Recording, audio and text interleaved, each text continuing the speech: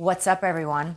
This is Goldilocks, former TNA backstage interviewer, manager, and you're listening to TNA Cross the Line podcast. Thanks for being here.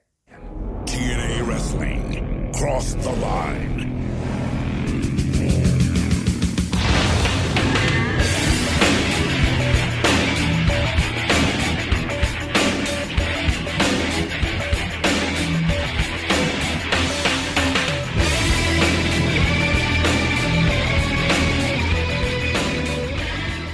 And we're back with episode 66 of the TNA Cross the Line podcast. I'm Bob Colling Jr. With me, as always, is Dallas Gridley.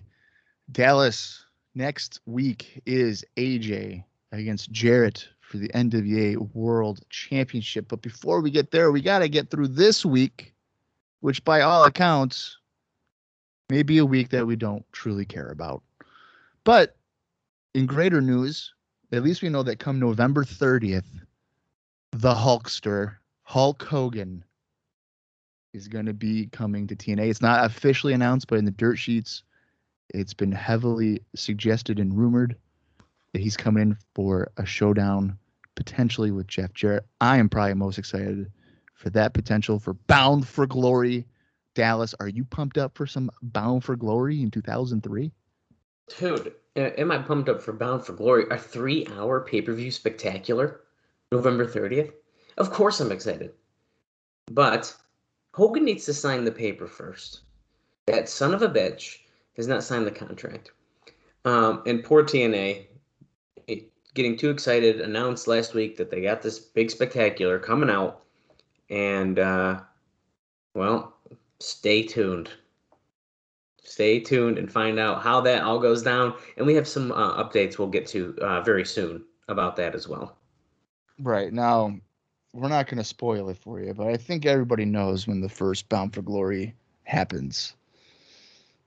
So that should maybe give you a little hint as maybe what is potentially going on. But I don't know how it all plays out. So that'll be interesting to see or hear over the next several weeks just what exactly happens with the Hulkster. But as we were saying, though, next week is Jarrett against AJ.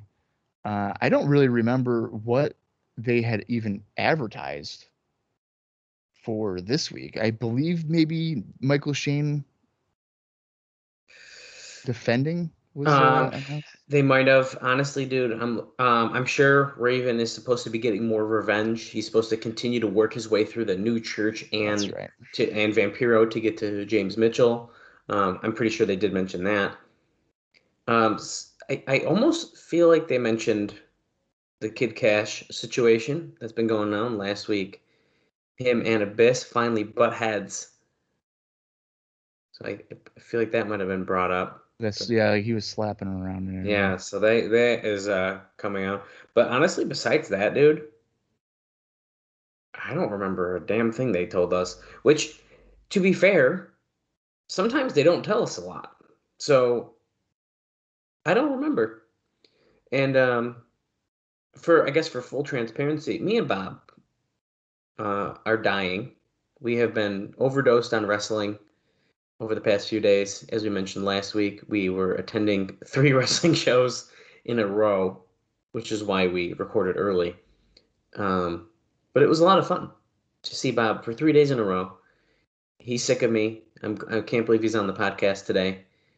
But as we posted over on our Twitter page, if you are an AEW fan and you watched AEW Dynamite on, what was the date? September 29th? I think that was the date. Yeah, because we had 2 CW on the 30th and the 1st. Yeah, so if you watched Dynamite on the 29th, there was a TNA Cross the Line podcast sign. And if you saw it, let us know. Take a screenshot because I saw it, and it's pretty fucking cool. And not only that, as many of our listeners know, me and Bob also do a podcast with our one of our good friends, Austin Skinner, IcoPod, and that sign also got on Dynamite. Yes, it sure did. So, and actually you can see both signs during the Jon Moxley, Eddie Kingston, and Darby Allin entrance, because me and Bob have very good seats. So you can see both signs there. You can also see the TNA Cross the Line podcast sign during Adam Cole's entrance when he faced Jungle Boy. It's pretty cool. Now, also, if you end up watching Rampage from October 1st, there's a good chance you'll see us too. I have not looked into that yet. And then once you watch Dark Elevation on the 4th, October 4th, or if you already did, because this show's about a week after that, then you can probably see us there too. We're all over the place. Yeah. We're taking over. We also, as I mentioned, we went to two 2CW shows, and we didn't bring our signs to those ones. No. Largely because I didn't want to have to hold my sign for another 4 hours. But on YouTube, you would, if you recognize our faces, you will see us on 2CW Live. The what is it? Bigger, older, balder? No, it's fatter. I think older, it's fatter, and balder, or something like that. Yeah, I think that's what it is. Yeah. I was also going to be plugging that as well, Bob, because so if you just type in like 2CW Live on YouTube, it's the first thing. And it says 2CW's Older, Fatter, Balder live from Syracuse, October 1st, 2021. It's a 3-hour, 56-minute show. And I'll tell you what, if you guys like wrestling, especially independent wrestling, and not only that, if you're a fan of Impact Wrestling, which chances are if you listen to this podcast, you are, highly recommend you guys check out this show. It was a lot of fun. 2CW was one of our local independent promotions that some people even said it was the PWG of the East. I mean, we got a lot of good shows, but they haven't done one in nearly 6 years. But they did a reunion, 2 reunion shows, and that was one of them. And there was a ton of Impact Wrestling talent on that show, as well as the one that you can't watch on YouTube that we attended the day before. I mean, we saw Josh Alexander, Eddie Edwards, Rich Swann, Moose, Deanna Perrazzo, Mercedes Martinez, who's going to be on the Knockouts Knockdown special. I'm probably forgetting someone, but needless to say, I think that's all the Impact people. I think it might be. There's a video from Sammy Callahan on the live one that is a lot of fun because he was supposed to be there, but of course he broke his ankle. William M. Morrissey was on there too. Yes. William Morrissey, who was wicked cool. I met most of these guys, whoever was available, and they were all really great, which is pretty rare. You don't really get a good experience with a lot of people nowadays. And I have a potential update here. So when we went to the 2CW shows, this is obviously not TNA related, so I'll get through it quickly, but I think it's a funny story. Okay. So I remember in Dallas, you'll know, I gave them a list of 45 DVDs that I needed to essentially complete the entire 2CW catalog. Mm-hmm. And I gave it to the girl at the merch, and she said, "Oh, if you're going to be here tomorrow, I'll see what I can do, whatever." I go there the next day, and she's like, nothing. They didn't even look, like they're all in the guy's garage, whatever. So I commented on a post here by the promoter guy, and I was like, "Hey, can you mail me some DVDs I'll pay whatever. I'm looking to pay $400, all of this stuff." And then I don't know what this means, but he replied saying, "I'll make you a copy and send you free 99." What? I don't know what free 99 means. Well, he's either bullshitting you and he's just not going to do it, or he's about to hook us up, or hook you up, I should say. And he just mentioned me again. Send me the list, brother. Oh, he says, "I'll make you a copy and mail to you for free." Does he realize that? You tell him to check his DMs. Tell him to check his DMs. Well, I know that he can see them because it shows that he's looked at them. I think. Well, I mean, if this all goes down, that's pretty cool. Because why not?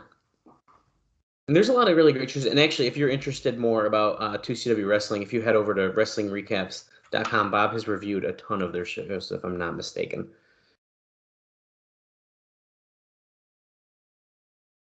And Bob is texting back. So yeah, sorry. That's okay. Well, I just DM'd him to see, like, no, this is it's 40. It's not like 2 or 3 or even like just the 2 shows that we just watched. It's fucking 45 other ones from like 2007, 2008, 2009. Like, it's stupid.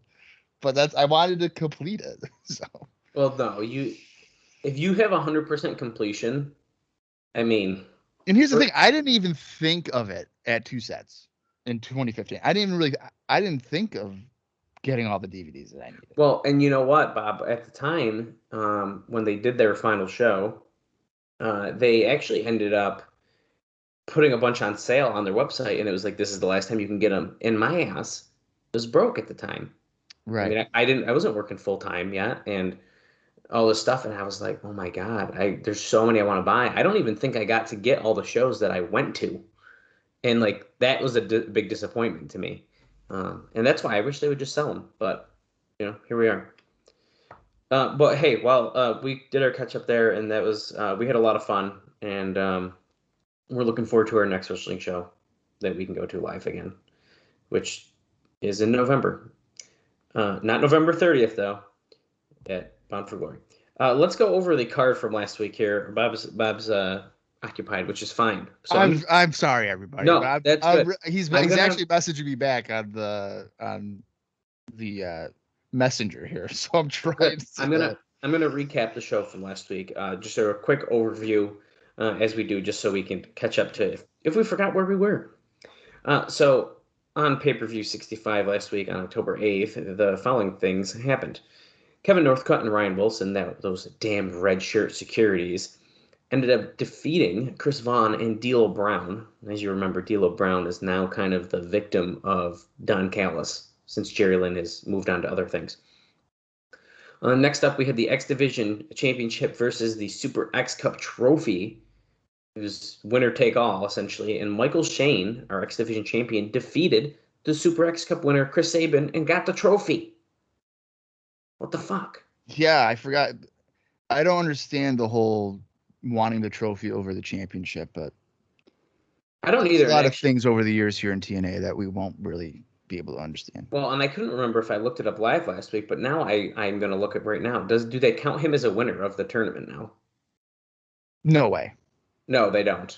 Not at least on a good old wiki. So, yeah, there's no way you can do that. That's like, I don't think so either, but I'm sure like in some wrestling companies, like let's say, I know it didn't happen, but let's say with like King of the Ring, if a guy were to win the tournament and then the next night be like, I'm going to put my title on the line of being, I won the King of the Ring, like a Royal Rumble. Like I think with like Big Show and Rock, like the Rock won the Rumble, but then Big Show beat him, so it's like Big Show won the Rumble or what? I think he earned the right to that type of stuff. But I mean, you can't go back and and just scrub it and be Chris Sabin won the whole thing. It's fine. Yeah. Next up was a 6-man tag team elimination match where Glenn Gilberti, Johnny Swinger, and Simon Diamond with David Young defeated 3 Life Crew, which is kind of crazy. And in the end, it was Gilberti eliminating Killings for the win, which was a shocker. But I've actually been enjoying the Gilberti crew versus 3 Live Crew kind of situation so far. I think it's been fun. I think it's a good transition from the really good matches they've been having with America's Most Wanted. Christopher Daniels defeated Frankie Kazarian. I'm pretty sure what was a pretty fun match. And it was cool to see 2 eventual partners face off this early on. Then we had America's Most Wanted defeating Abyss and Kid Kash, and their special referee was Terry Taylor. Of course, this is where we just mentioned where Abyss and Kash started having a little bit of an issue at the end. Is Abyss turning face? I don't know. We'll find out what happens. At least maybe for the time being. Raven defeated Sin in his first journey through the new church to get his hands on James Mitchell. And then in the main event, Dusty Rhodes had a shot at the NWA World Heavyweight Championship, but unfortunately, AJ Styles, who was accompanied by Vince Russo, defeated him. Styles, the ultimate NWA champion. He defeated Dusty Rhodes. Like, what the fuck? So, on paper, I think it sounds a lot better than what it actually was, but as we mentioned last week, it was kind of just an average show. We both were about in the middle, a little up because it was better than the week before that, but we've certainly seen better shows overall. And now that being said, let's see what the readers of the Observer thought about last week's show, if I can find it in my notes. Here it is. So, I'm going to read that in a second. So, Bob, we gave it a thumbs in the middle. What do you think the readers thought about it? Thumbs up, thumbs down, or thumbs in the middle? I'm going to say that I feel like every time that we've ever given it in the middle, I mean, there's been a couple times they've gone thumbs up, but I'm going to say that they went thumbs down. Yes, the majority. Oh no, actually, I'm sorry, I misread that. It's they actually mostly did go in the middle with us. It was 48.9% in the middle, but 38.9 or 0.3% gave it a thumbs down. So only 12.8% gave it a thumbs up. So it was pretty So it's close. a thumbs down. I I'm mean, taking that as a thumbs down. I mean- Middle's a thumbs down. You're not overwhelmingly a positive one. Yeah, I agree with that. And it's noted here that the 10-8 show was built around Rhodes just days before his 58th birthday, a number that was never mentioned. It was his final quest for the NWA title, and they did about as good as a job as possible with the story, but the reports were negative on the show. So that being said, all the matches that we discussed, what do you think was voted as the best match from the show? Oh, Dallas. You really asked the hard-hitting questions here. I'm trying to multitask. The promoter guy wants to talk to me now, so it's just a whole thing. I'm going to say, oh shit. I'm going to say they went with Daniels against Kazarian. They did, yeah. And Yes. then, I know. And then second was Styles versus Rhodes, and then finally, What? Styles and Rhodes was second best? Yep. And then America's Most Wanted versus Cash and Abyss was third. As far as the worst match on the show, you have a little bit more to pick from. What do you think? I certainly do have more to pick from. I'm going to say they went with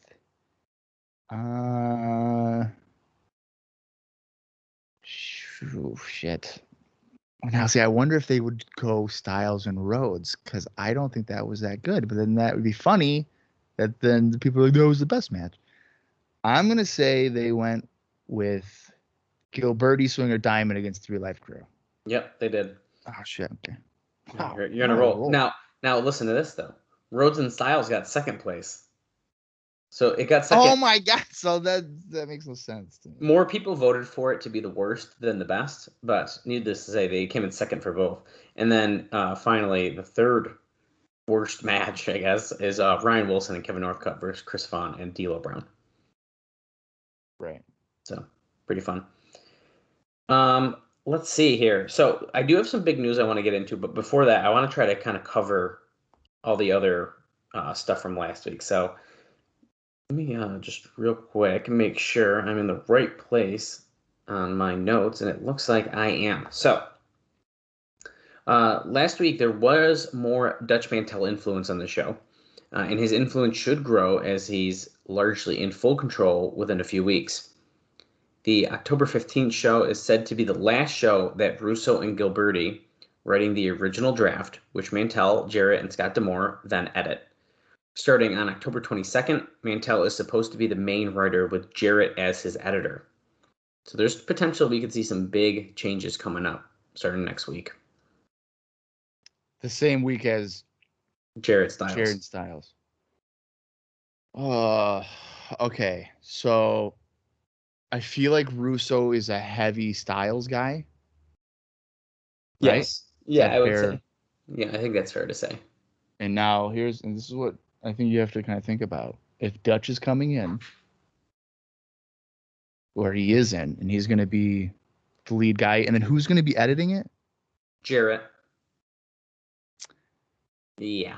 Well, I think we all know what's about to happen. I think we know what's going to be going on. I think we're pretty sure what's going to happen. Yeah.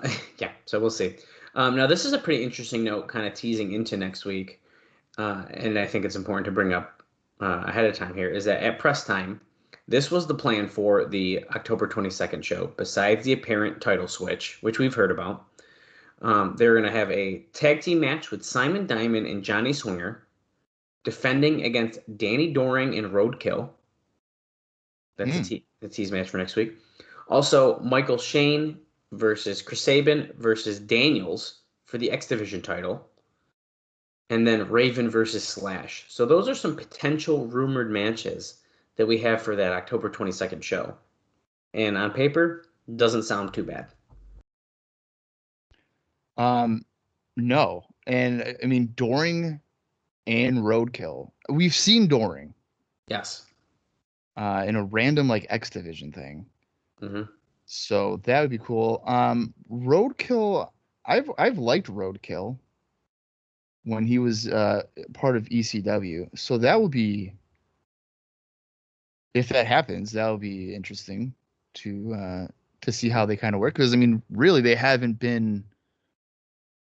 I would have imagined they haven't been a regular tag team since 2000, 2001. So a couple of years. And Yeah. I'll say this. I like Danny Doring, so I'm intrigued by that. Yeah, we'll see what happens. Also on that October 8th show, we know that it was built around Dusty Rhodes. But Right. he did these 2 taped interviews, and I'm bringing this up because I think Dave has some nice commentary on it. One live vignette interview with Jarrett in the main event and a post-match angle. That was asking a lot, and Dave says that I was worried about him going 15 minutes and 43 seconds. He said, I wouldn't call it a good match, but it was a great match for Styles to be in because he had to go a long way with a guy that he couldn't do any of his regular stuff with. And then he also praises Mike, Tenay, and Don West for doing a great job since this was all about getting over storyline and nothing about athletics. I think that was a fun little comment there. That's true.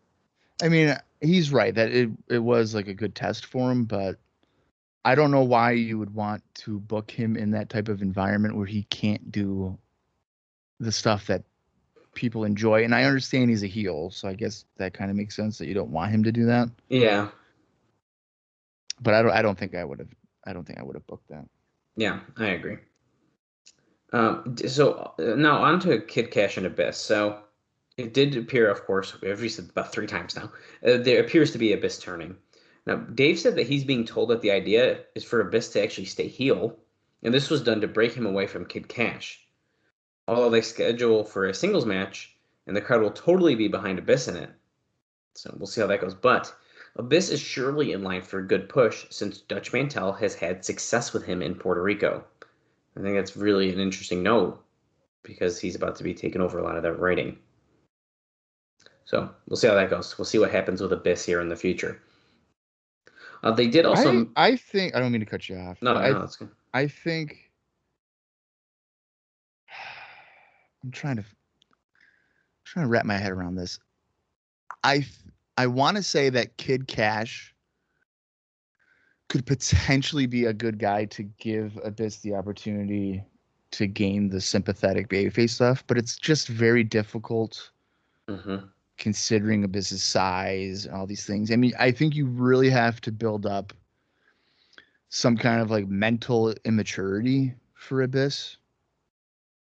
Yeah, I agree with that. You know what I mean? But I don't want that to be a crutch of the character, because I want Abyss to be like this monster, like devastating guy that is ruthless and not more of a introverted, shy, and maybe socially awkward type of character, which I think was what you would have to do to kind of make it like, yeah, let's go Abyss. Like, you're just misunderstood. I'd rather be like, I'm fucking terrified of Abyss, and like, I don't want to be like Goldilocks chained up in a boiler room and not know how to get out of it or whatever. Yeah. I think that's a great point.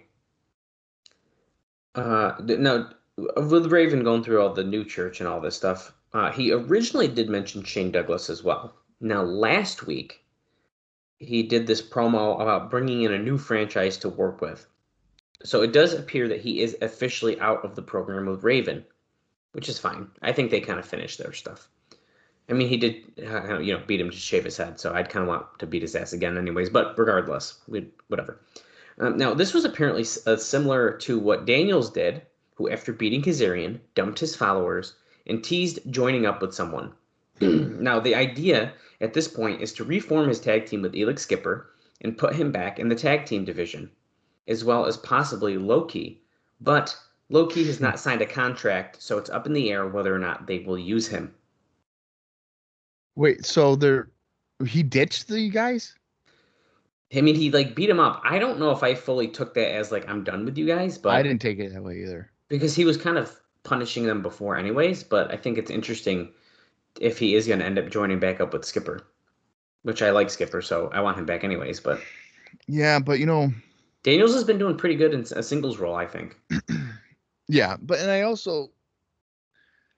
kind of was liking the idea of Daniels and Skipper kind of venturing into a singles role, because I think it's kind of easier to get more depth in your tag division than there is to get depth in your upper mid card and main event kind of areas. And we've both been, I would say, highly impressed with Skipper in his work as a tag team. Now, would it necessarily translate in a singles role?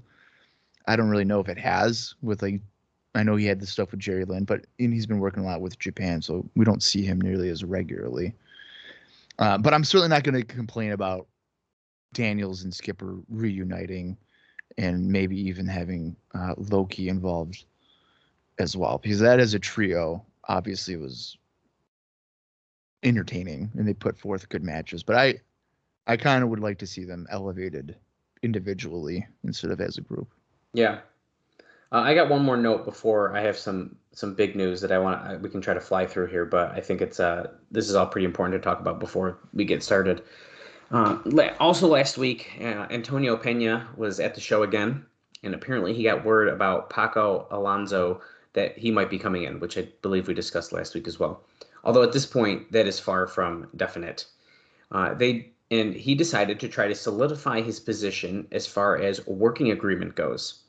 One of the ideas is to send a group of TNA wrestlers to Mexico. And apparently, Pena likes Gilberti because he's into good-looking guys dancing with either group as heels.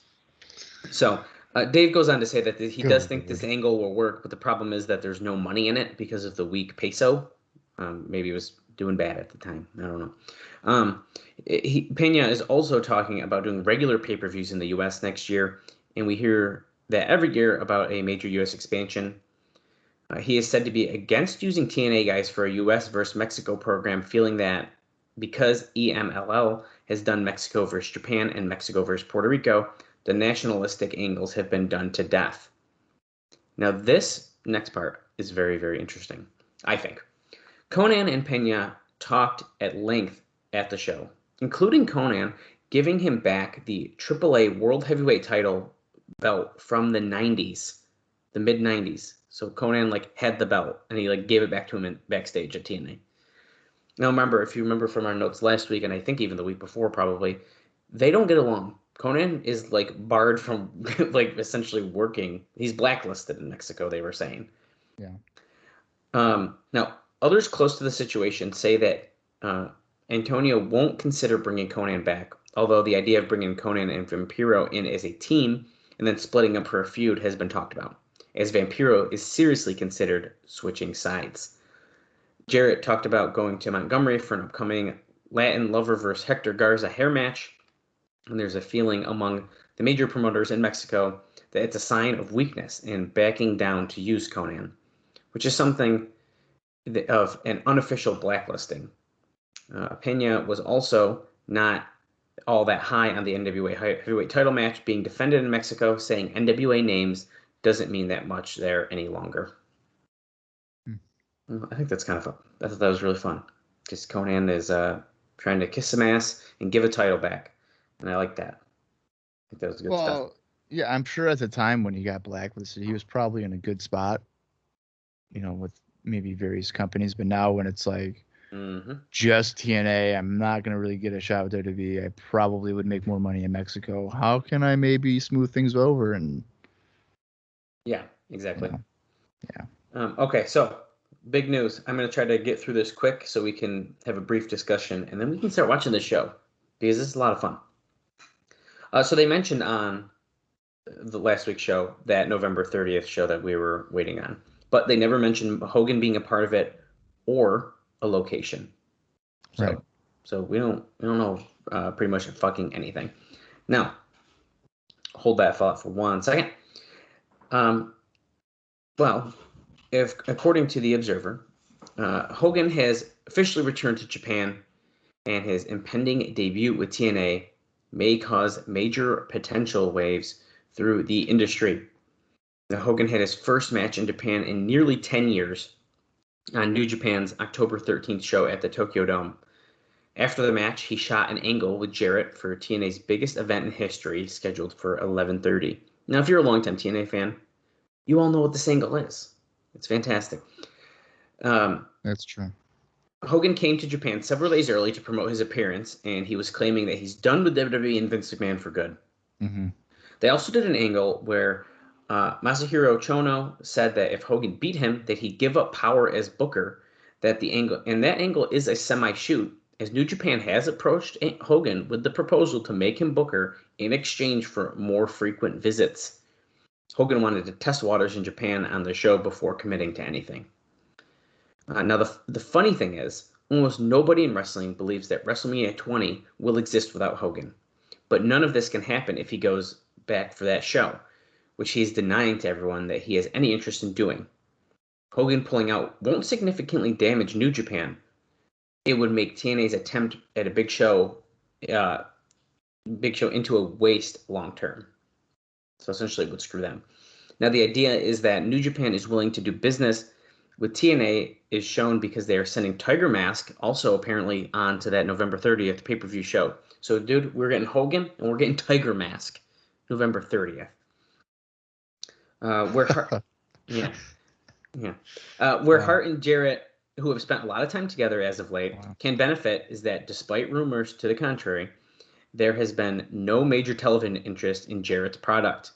There is a good chance, the way TNA is budgeted, that it could get a good outlet for weekly television where the station at least pays the production costs or goes into a business partner that, combined with revenue and ancillary, because they do keep costs low, it could become a profitable long-term business and a significantly minor alternative to WWE. Without it, long-term, the odds are strongly against TNA because from all accounts, the company has never been profitable. Panda Energy, which has its own business problems, is excited over the project because with television, because the Jarretts know how to operate a promotion while keeping costs low, is potentially a viable business. Let me breathe. Okay. But after more than a year, with a few spurts up following by downs and ultimately leveling off about where they started, the company's pay-per-view numbers have shown no increase. Selling tickets to the live shows in Nashville has become more difficult than ever. Even with heavy papering, they can't fill a 1,300-seat building any longer. Hogan, with the right pub, should increase numbers for one show, but is an unknown factor if it is enough to offset his guarantee. Now, the plan is currently for Hogan to appear on the October 22nd show doing a telephone interview from home, which they seem to love their telephone interviews, leading to a live appearance on October 29th in Nashville. At first, they wanted Hogan to do a live interview on October 15th, but the last plan was for Jimmy Hart to make the first appearance. Should also be noted that as of press time, Hogan has still not signed a contract to do the November 30th show. You gotta love that.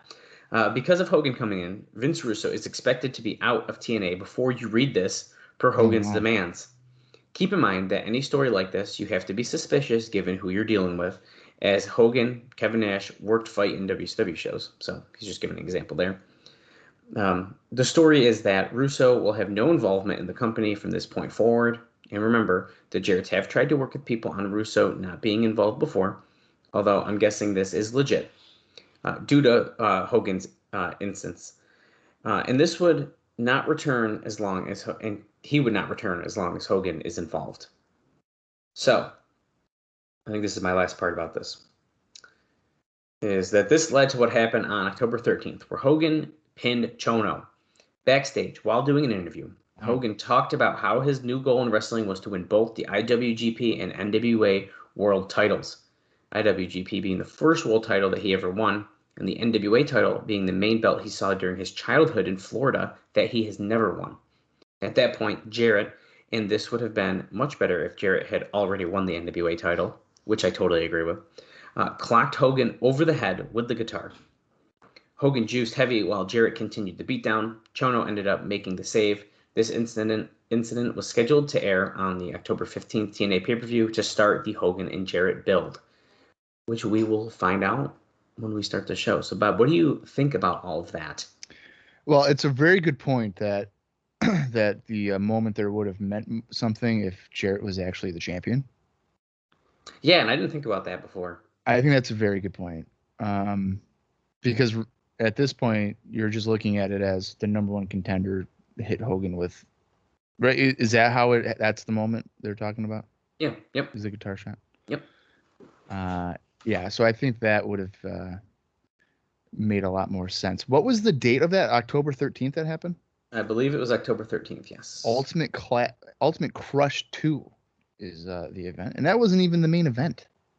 Hogan in Chono. Oh wow. I wish I could pronounce half these names, but I'm not even going to try. But yeah, so that's interesting, I guess. If I'm TNA, you got to have him sign that contract.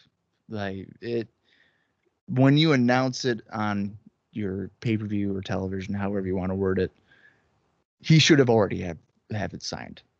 Point blank.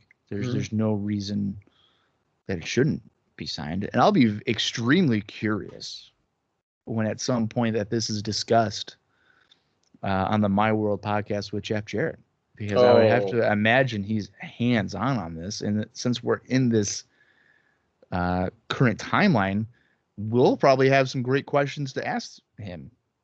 And maybe the TNA Crossline podcast will get plugged on there instead of my personal one, because I didn't do it through TNA. The pod page. But that'll be interesting. The idea, though, of Hogan as a booker in Japan, which to me makes no sense, by the way. Like, no. Yeah, I don't understand that. Like, he's not going to know.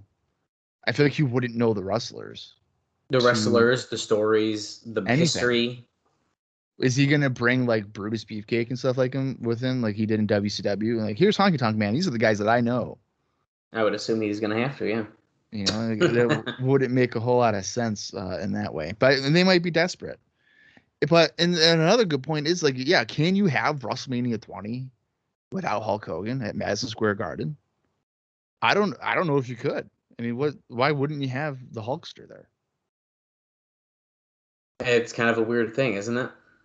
It really is. I mean, that he essentially made that building for like the 80s and early 90s, like sellout central. Obviously, Bruno and Backlund and whatnot before him were, I mean, really Bruno was a major factor for it. But I mean, Hogan kept it going for the pay-per-view era and stuff like that. So yeah, man, it's really crazy. And as I mentioned last week, there's a lot to unpack with this Hogan stuff. So we've started to break our format again a little bit, but don't worry, we're still continuing to do notes throughout the show. But man, this Hogan stuff is wild, and it's been really fun to kind of see where it started and where it developed. As I dropped the bombshell a few weeks ago as we were watching a highlight package that they were meeting with him to begin with. So yeah, that's all the notes that I have to kick us off here. So I'm ready to talk about Explosion, and then we'll get into the show. And of course, as we have been doing, do independent news. If Bob remembers when people come out, then he will get them done then. And I have some stuff I'll trickle in throughout the show. I actually don't have a ton. Actually, pretty similar to last week. We didn't have like a ton of show notes, but. Well, I'll tell you right now, I don't appreciate you jabbing me with that "if I remember" bullshit. It's completely fair and justifiable, because I fucking forget almost every time. But Bob never jabs me. Nope. No, I do not. No way. Nope. The guy that didn't know who Nikita Koloff was. That's not true, you motherfucker. Oh my God. I'm never gonna live that shit down.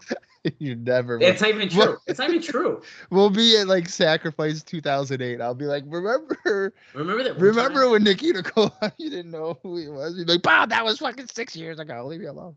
Jesus Christ. Okay, so Explosion number 52, as it's listed on Cage Match, took place on the same day as the show we're about to watch, October 15th, 2003, and it aired on October 18th, 2003, and it featured the following 3 matches. Chris Sabin defeated Chad Collier. David Young and Glenn Gilberti defeated Masada and Mike Fox. And then Shane Douglas defeated Tony Sweat. So I'm surprised that Masada was there. So was I. And also there were still two other matches that looks like they took place before Explosion, and that was Sean Casey defeating Rude Boy Gonzalez, and then Ryan Wilson defeating JC North.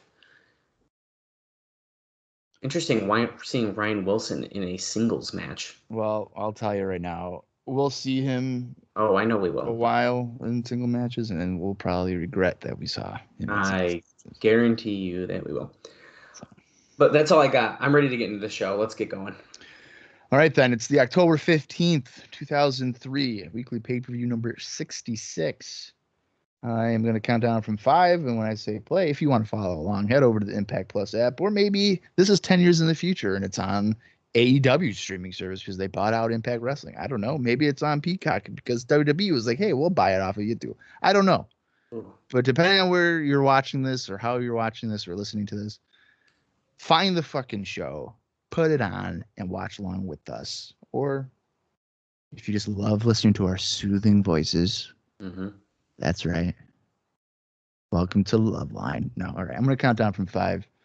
When I say play, hit that play button with us. Or I guess, fuck it. Just keep on listening. Here we go. 5, 4, 3, 2, 1, play. Wow, you're telling me we're starting off with a highlight package?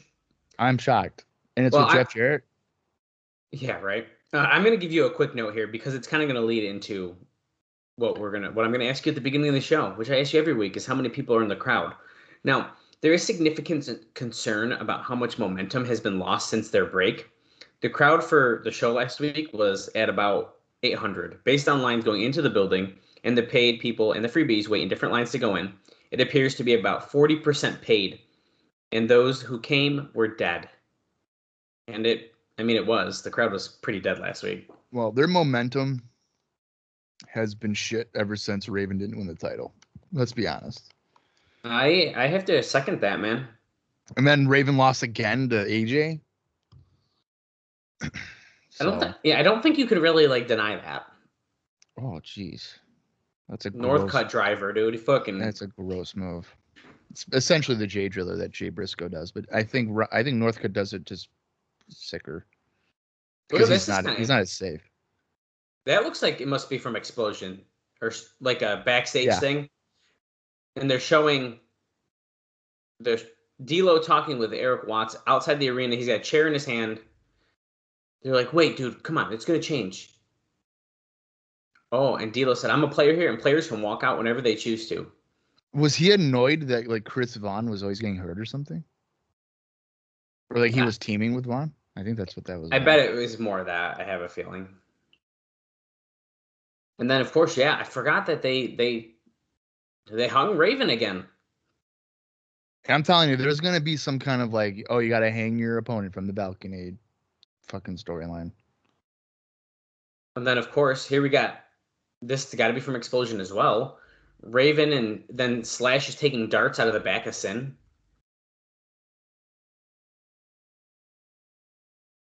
Yeah, that was gross. Unholy war. Here's Vampiro. Raven. That's all he said was Raven. He's grabbing his throat. Speaking of Vampiro, dude, poor guy. I feel bad for him. He recently, well, first off, Vampiro replying to one of our tweets is cool as fuck. I'm just gonna say that. Yes. Because that's fucking Vampiro. But it was when they originally hung The Gathering, and he replied to us, "I wish I could remember this things. Man, mental health sucks, but it looks badass." And damn it, I hope Vampiro's doing good. Yeah, I remember a while ago hearing about he was having mental health issues. Mental health, no matter what version, whether it's dementia or just depression or whatever the case is. It's never fun to hear that stuff is happening. Yeah. Well, so I ended up trying to find a link to the video, and I said, "Hope you're doing well. and here it is if you want to see it. He said he's good. He said, I'm good. I never watch my work, not into it, which I totally get. A lot of performers don't do that. Right. But he said, I'm glad I entertained you for a bit. So, I mean, a cool exchange, I thought. And hopefully Vampiro's doing good, though, because I like Vampiro. Well, did you just reply to the tweet with that, or was that like a DM? No, that was a tweet, but it was he Okay. didn't like quote tweet us or anything. He replied directly to our tweet with that. Okay. Oh, look at this. That's not from last week, right? Is this Explosion shit? Russo I think all this breaking into shit Jarrett? I think all this shit is from Explosion. God damn it, Scott D'Amore. Who broke in there? Was that Siaki and Ekmo? And Russo. It was like all of Russo's camp broke into Jarrett's locker room. And here's our intro package. We're at 4 minutes and 14 seconds. Yeah, we fucking need it. And I keep seeing Jordan is one of our loyal troopers. He's been fucking tweeting Scott D'Amore almost every day to give us goddamn Explosion. Oh, did you just see that sign? It's What running wild. It must be starting to so leak. they must know. I just saw an Athena sign. I'm gonna have you hold on that. I got some Athena news. Great, Athena's fired probably. SaveItSection.com. Hogan is coming. Yeah, there's another one. Yeah. Well, Bob, how many people do you think we got in the arena? I let off with that note that things have been down. Our momentum. We had 800 last week. What do you think we're doing this week? 750. Nope. Higher? Oh yeah. 9. Oh yeah. Okay. 1100. Closer. Higher than that? Yep. 12? 1200. What? Yeah, man. We went up quite a bit. Oh, you know what? Wait, I wonder. Is it because of Hogan? He's talking about the there's a good chance that could be starting. Tokyo Dome. Hulk Hogan's name officially dropped here on the NWA-TNA Pay-Per-View. Look at this. Today's the fucking Japanese newspaper. Wow. There's Hogan doing a shitty ass clothesline to Chono. Yeah, what the fuck is that? Look at that. That's kind of cool. Seeing the Hogan in the Japanese newspaper. Yeah. They're doing close-up look at the stills. Hogan making his way to the ring. Yeah, so shit's getting out, man.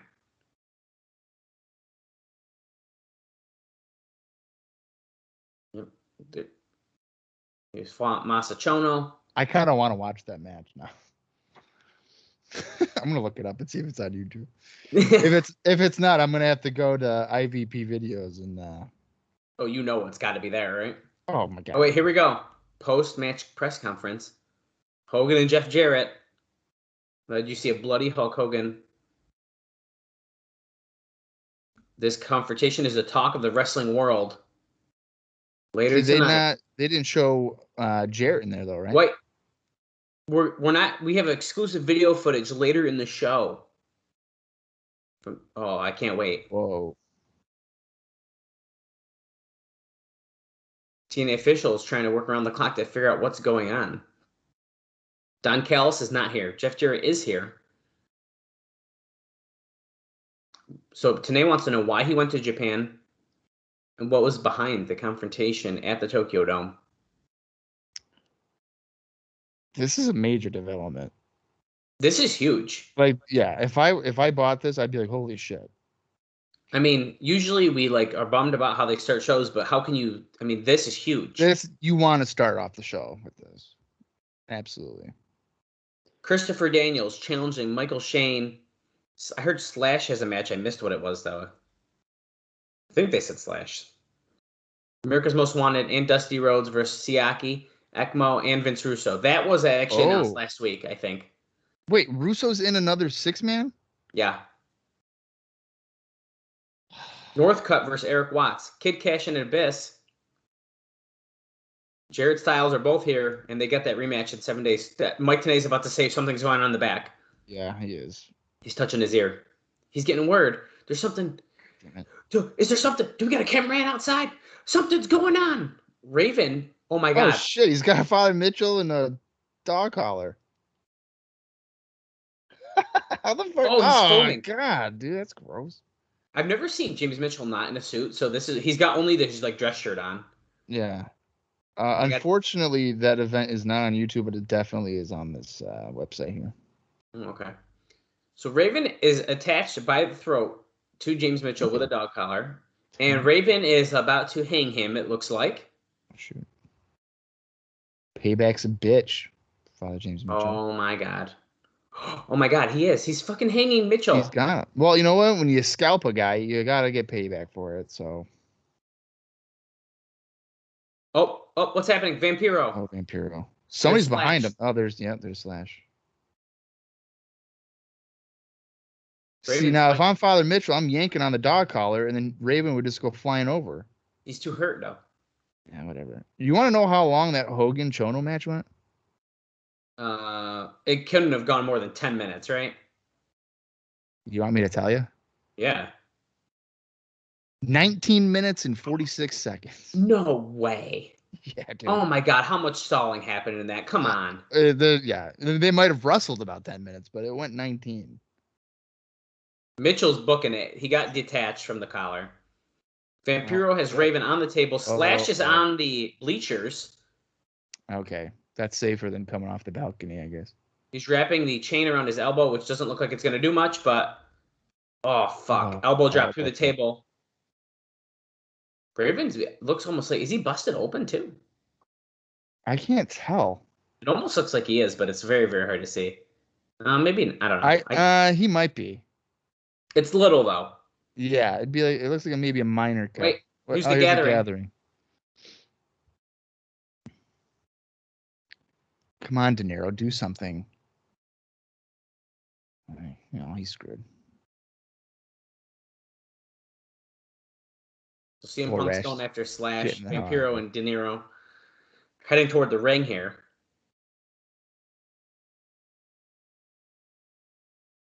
Is this going to be like a match or something? I don't know.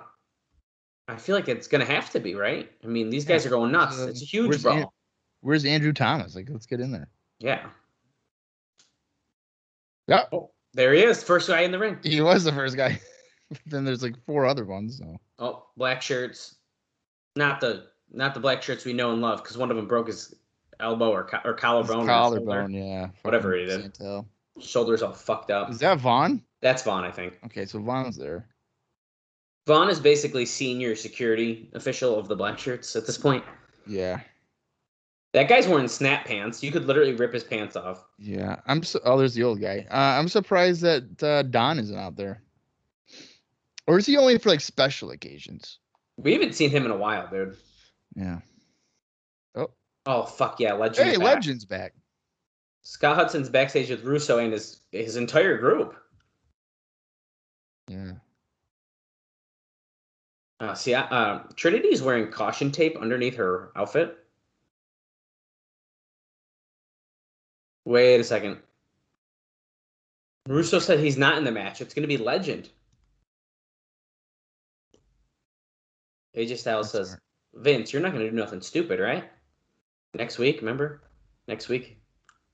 Russo says next week is next week. Russo's got something tonight that he's got to do. He's asking all you to stay out of my business tonight. Styles looks very concerned. Well, I would be too. Because, like, what the hell is he doing? He's not very good at communicating his feelings. Well, let's see what we got. Sounds like Siaki, Ekmo, and I guess Legend now versus America's Most Wanted, and Dusty Rhodes is kicking the show off. Being led by Trinity. Oh, indie news. Let me get this out of the way. Whew. All right. Sonny Siaki, he was involved in a tournament for the UEW Championship on October 4th, which he ended up losing to Queen and Creed in the finals after beating Xavier in the first round. And then Legend, we haven't seen him since early September, which actually would have been late August in terms of the taping, because September 3rd was taped or whatever. Oh yeah. But he had been working for EWP overseas. Oh wow. Like in Deutschland or whatever. So there's been that. But that's I think, that's everybody for this match. That's going to be taking place. Nice. Here's America's Most Wanted. I hope you're proud of me that I didn't forget. Of course I am. The American Dream, baby. Dusty Rhodes. He's got his own Tron now. It's pretty much him beating up AJ Styles. Is So he I don't wearing? want... No, he's wearing jeans again. No, dude. He only wore the tights for the special big matches. Yeah. The Lone I want to Star. see Ekmo hit a big splash on Dusty. I think there's a chance. Enough said. I think that if Ekmo hit that, I could see Dusty like shitting out a piece of Slim Jim out of his butthole. Wow. Well, Dusty just seems like the type of guy Wow. that would just munch on Slim Jims backstage. Munched on Slim Jim's backstage. I could just see him like just eating them. I think he's a beef jerky guy. Yeah, I think so.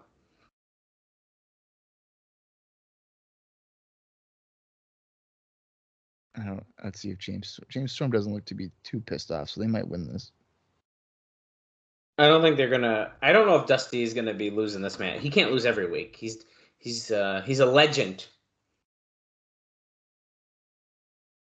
Yeah, but I kind of want to have Ekmo win. Yeah, I mean, I want Ekmo to kick some ass right now as well. See, he's like, your ass is mine. He's coming for Dusty. He knows what he's got to do. Oh yeah, he knows. Somebody's got to start the match here, AMW. Let's go. Holy shit. All right, Chris Harris is okay. James Storm's leaving. Finally. So Chris Harris and Sonny Siaki are going to start off the show or start off the match. If you're watching along, we'll do a time check here. We're at 15:15, 15:17, 15:18, 15:19, 15:20. I would say for the first 15 minutes, the Hogan announcement, or tease at least, and then the brawl with Raven and whatnot. Kind of an eventful start. I agree. So Bob, we have a note here about a team to come in and work with America's Most Wanted. So there is talk about using the Naturals, Andy Douglas and Chase Stevens, who have worked some explosion matches, as a regular team to work with America's Most Wanted after they had a hot television match a few weeks ago, which we did discuss. Well, we haven't. That was on Explosion, right? Yeah, so we talked about that the fans in attendance thought it was the best match on the show. Right. Well, Dusty now has started the match. He's beating on Siaki, followed by I guess that was an elbow. That looked more like a forearm, but Yeah, it did. I wonder. I mean, the crowd does seem more energetic, and I wonder if it's because they're like, "Oh, we're gonna get Hogan here, so let's be like more. Let's be happier." Could be. You just got to get people talking. The American Dream twisting the arm of Siaki. Looks like he's gonna tag out. Here comes Storm. Drops an elbow, and Harris comes in even though he's not the legal man. He didn't even tag. All right. Well, the referee isn't even counting these guys. Okay. Oh, come on. Another one. Are we serious? Come on, Andrew Thomas. Do something right for once in your life. Holy shit. Damn it. Why don't you just take a bump? Do a ref bump. Yeah.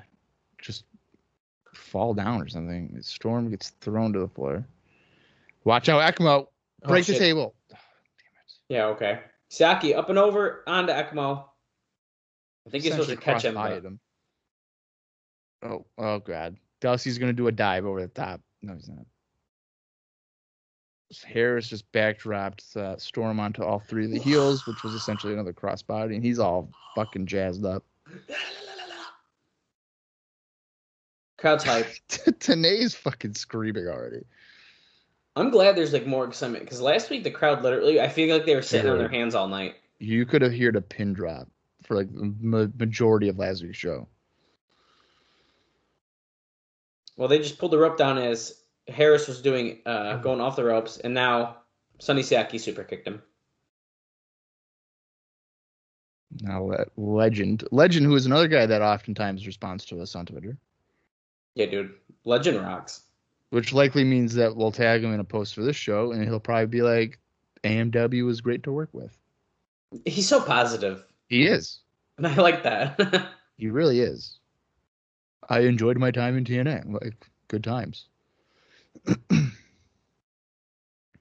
Legend laying him in on Harris here. Kick out at 2. Andrew Thomas, you son of a bitch. Count faster. Tags out. Ekmo's in. Good night, Chris Harris, probably. Let's see. Couple There should shots. be a referee gimmick where they just do fast counts, and then I'd have a show where every match went like 15 seconds. And I'd be like no refunds. No refunds. Yeah. Show starts at 7, show ends at quarter after. Put a 10-minute intermission. Sayaki with a spinning neck breaker. Harris kicks out at 2 though. He's like, "Come on, ref! I'm the ace from the hole. Punch, punch, punch, punch, punch, punch." I wish they did more with Siaki. Yeah, me too. Give him like a you could easily put him in a world title match. But you got to build to it. And I think if they built to it, especially with Ekmo as like his like muscle right now, I think there's a lot of potential here. Yeah, I agree with that, but I think Ekmo would be the better. See, that's the problem. I think Ekmo's better than Siaki. So you think he's gonna overshadow Siaki? Yeah. Yeah. And as a result, I could see them doing something similar that they did with Kash in Abyss. Yeah. Which they've tended to do that. Like they tend to do the same kind of. Well, just think Dilo and AJ were partners. They clashed. Styles and Lynn, they clashed. Abyss and Kid Kash. Yeah, it does. It certainly happens a lot. And they even teased AMW like, "Oh, I don't trust you. You're trying to join SEG." And then Chris Harris was like, "They're good guys. They're just like, what's the big deal?" Exactly. They're trying to overtake the company. What are you talking about? Could you imagine like the NWO, like Sting's like, "Dude, they fucking beat me up in the parking lot," and then Lex Luger's just like, come on, Scott Hall and they're good guys. I'm just hanging out with them. We're just drinking beers. What are you talking about? Not a big deal. Who cares? Randy Savage. Oh yeah, I know Hogan leg dropped you, but like, that's just business. Like, it's nothing personal. Inside out clothesline by Harris on Legend.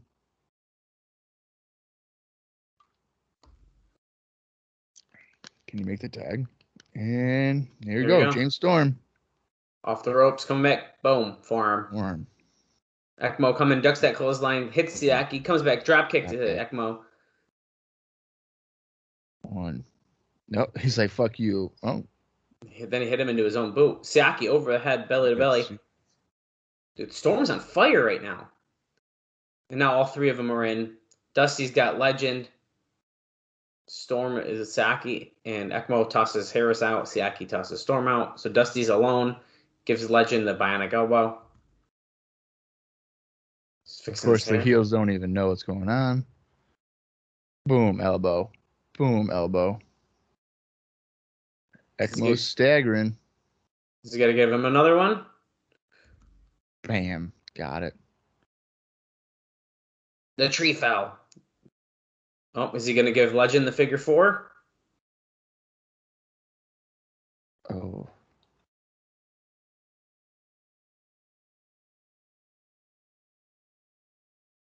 Oh, boy, dude. No. Dude, I said that. I know you did it. Ekmo's climbing to the top. Dusty's down. Harris screws it up for us. Oh, wow. God damn it.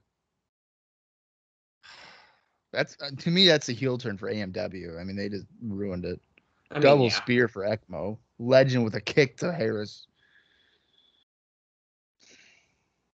Does Dusty have... Yeah, Dusty's got boots on, right? Yeah, the cowboy boots. Okay, I thought he was wrestling in his socks for a minute, and I was going to be like, that doesn't make any sense. Oh, back elbow, the Legend by Dusty. Uh-oh, is he going to drop the elbow? That's usually it if he hits it. Deck Siaki off the apron. Oh, no, Legend's up. Oh, God. Death sentence? Let's go. Make it up for your heel turn on me like 30 seconds ago. I like this move. Here we go. Harris, and nailed it. Storm floats over. Clean win for AMW and Dusty. Wow. Well, I can see why Legend was inserted there. He probably just to take the job, take the pin. Damn it. You're probably right there. That's all right. That's okay. That was actually, I think, a lot more fun than I expected it to be honest with you. Yeah, it wasn't nearly as dull as I was anticipating. Yeah. And I think the crowd energy plays a part in this type of stuff. Following message has been paid for by the franchise. Shane Douglas. Oh, boy. Oh, he's clean shaven now. Whoa. He's He's sitting here saw after putting out that call last week. Remember, he wanted people to he wants to pull someone not from the business in and make the new franchise. Who's that? Well, who are these people? Not Francine. We got a flat chested girl and then a not flat chested girl. She's not stacked, Douglas. The one on your right, our left, is not stacked. The one on the right is. He's just laughing at her boobs. What's happening? Yeah, what is, and now is he drooling or something? What is that? Okay. Michael Shane, you're packing a lot of hardware. So that was a quick video message, but now we're interviewing Michael Shane, who they have like a low camera angle on so you can get the trophy and the title in the frame. Yeah. I forgot that Michael Shane won the trophy, not Sabin. Sabin lost his trophy. Yes. That's right. You expecting something big tonight. Oh, he gets a match with the Falling Angel, Christopher Daniels, tonight. Oh, what's wrong with Christopher Daniels?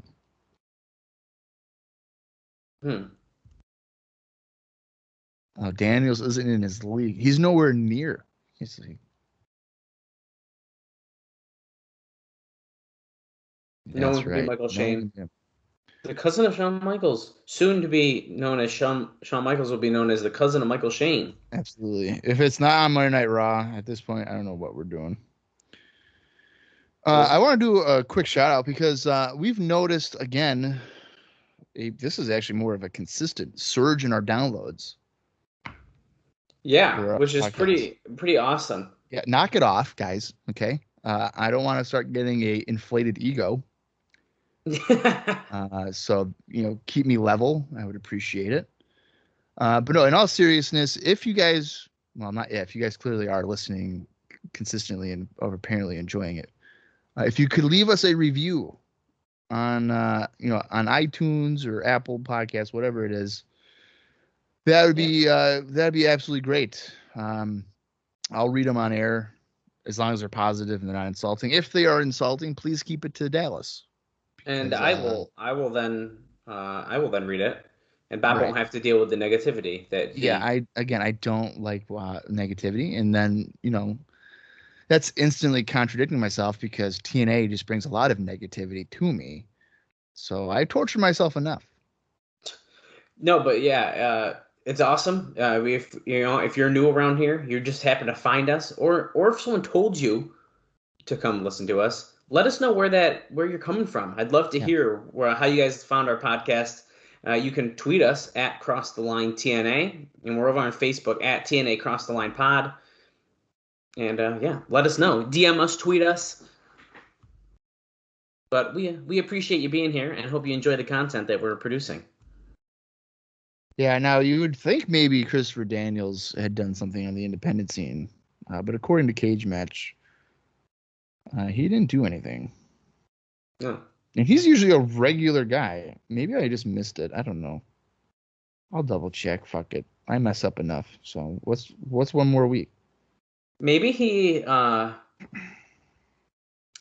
was just took a week off.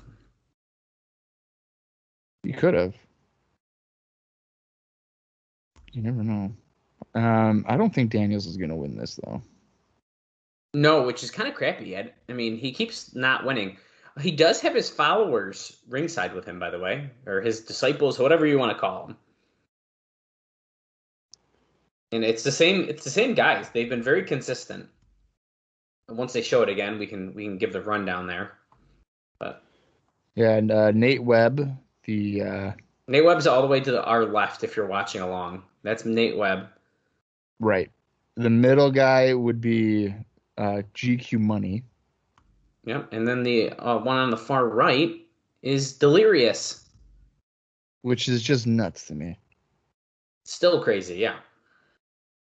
Let's see here, did I miss him? That's his followers. So, No, I did not. I did not miss Christopher Daniels. So he in fact did nothing. Good for him. Over the weekend. No, that's not good for him. He's got to make money. Well, maybe he was doing good and he could take a time off. Well, or he was begging and nobody wanted to do it. Well, that's a little bit more sad if that's the case, but. Well, what did I tell you about negativity? Okay. We don't like it. It's growing on me. I think I'm embracing it.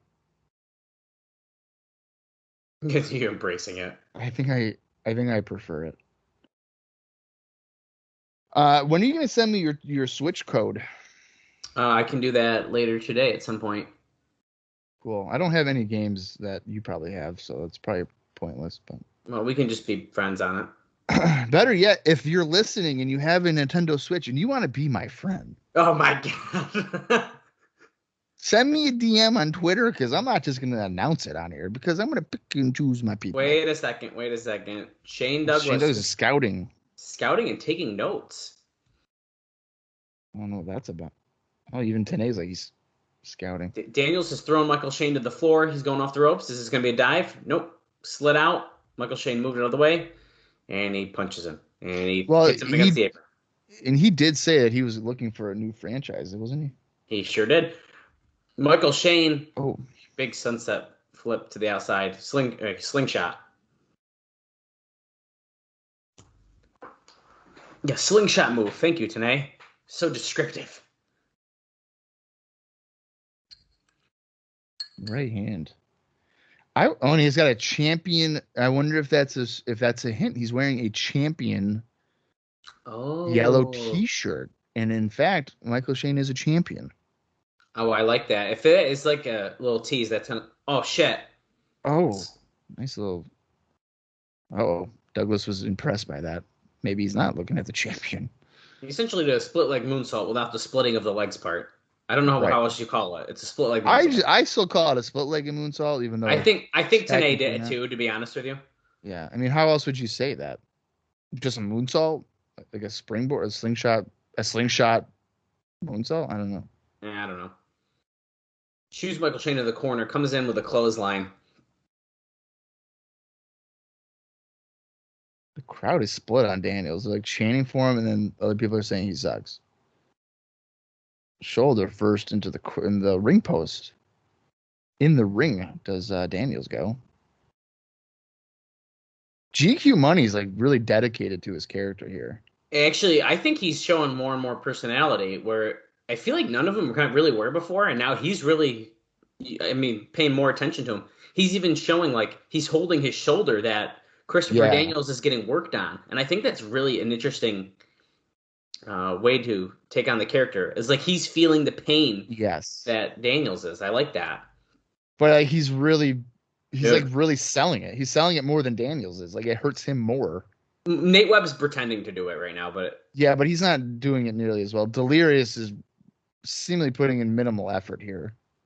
Very, very minimal effort, which you could argue is going to reflect in his booking in a few years, but come on, man. Just depends how you want to look at it. Depends how you want to look at it. Yeah, great. Oh boy, Jesus. The fact that he's been booking that company for almost like 10 years now is insane, but whatever. Oh, damn. Michael Shane going for a Daniels counters elbow from behind. Oh, springboard moonsault. That's beautiful. 2-0 kick out. Oh, Mike Posey's our referee. So not only can Andrew Thomas not make 3 counts, Mike Posey can't either. You're kidding. Forearm by Michael Shane. 1, 2. Another kick out. 2. I find myself just watching GQ Money's reactions. Well, now I do too. Now I do too, though. Yeah. So I don't know if that's what they would want to have happen, but I appreciate The effort he's putting in. His character work, yeah. Michael Shane's got like a hammerlock in on Daniels.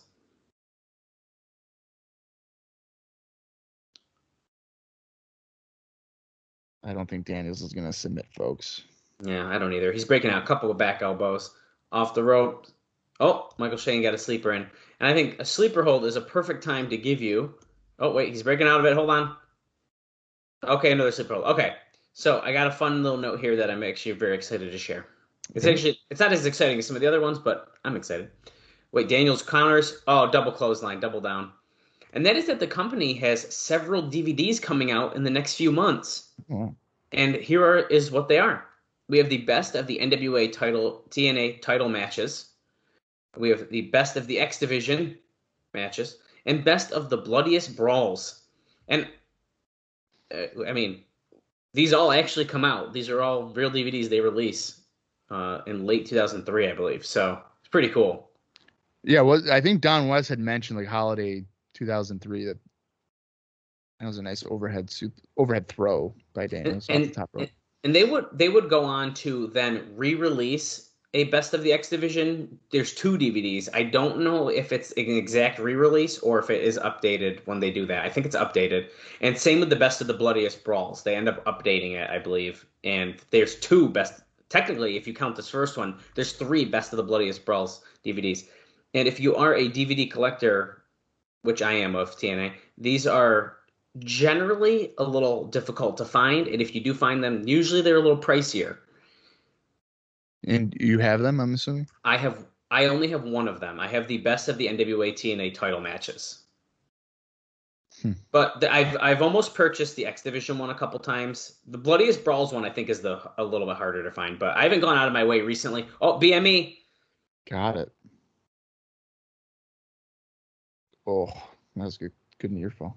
TNA DVDs in general, I feel like are a little difficult to find. I mean, I at some point here was trying. I still kind of am. I'd like to do it. Is get every like one of their pay-per-view DVDs, not the one that only is necessarily, but like their mainstay pay-per-views.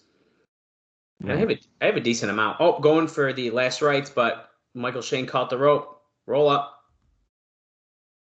Oh, I was nervous. So I'm on eBay right now. It looks like the 2006 release is like the most common one. Yeah, that's not what you were talking about, right? You're talking about obviously 2003, I'm assuming. Yes, yeah. The 2006 is not the one. But for example, that NWA TNA title match one, I mean, I'm seeing it for $40, for $30. I mean, that's what it goes for. I found all 3 of them from 2003. Okay. It's grouped together. Take a guess on how much someone wants for it. Well, at least $150. It's from Canada. I don't know if that plays a part. Angel's Wings there? Yeah, Angel's Wings. Is he gonna get a cover? One, two. Oh, kicked out. This has been a decent match here. Some good near falls. No, so for all 3 of them combined, they're asking for $500. But don't worry, free shipping. Oh, well, that's good. I mean, why not, right? I'm telling you, they're hard to get your hands on. Yeah, but that's nuts. I think one of the more expensive TNA DVDs I purchased was like Destination X, like 2007, I think it is. And I spent like $40 on it, and I don't know why it was $40, but. Oh, the follower trying to grab the title out of Michael Shane's hand. Daniels comes in from behind, rolls him up. Oh, yeah, it's Nate Webb. Oh, fuck. Oh, Nate Webb, you idiot. He just smashed him with the belt, essentially. Shane with the super kick. 1, 2, 3. Well, it's just the way that goes, I guess. That was a decent little match there. Yeah, it was. I think it's kind of a bummer, though, that Daniels is on this like losing streak because I've been really liking what he's been doing. Yeah. Oh, here come the followers. There goes Delirious. Super kick to Nate Webb. You know, Dallas, maybe if you were to contact TNA about the DVDs that you need, they'll just send it to you for free. Do you have confirmation about 45 DVDs yet? No, he said that he was likely gonna check his stuff today and see if the list is there. If the list is gone, I mean, I can make it again. It's not a big deal. Especially if I know I'm getting him for free. Saban with a Hurricane Rana to send Michael Shane to the floor. Yeah, Mike. Is he getting cheered? I thought Saban was a heel. Is he getting cheered now? They're chanting Hail Saban. There's the trophy that I can't hear what they're saying. They're saying you still suck to Michael Shane. I don't know. Daniel's standing up. Looks like he's going to approach Michael Shane or Chris Saban, excuse me. What are you doing? Well, this actually kind of goes into another note I have, but I'm actually saving it because it ties in, I think, with. Hold on, let me double check. Well, it doesn't matter now because now it's off the thing. But the biggest event in the history of TNA wrestling. Hold on, Bound. Holy shit, dude! What? What? Okay, that's wild. They've even done a graphic for it. Wow. Okay. That's pretty cool. It looks like we're about to head into that video, Pat, or the video.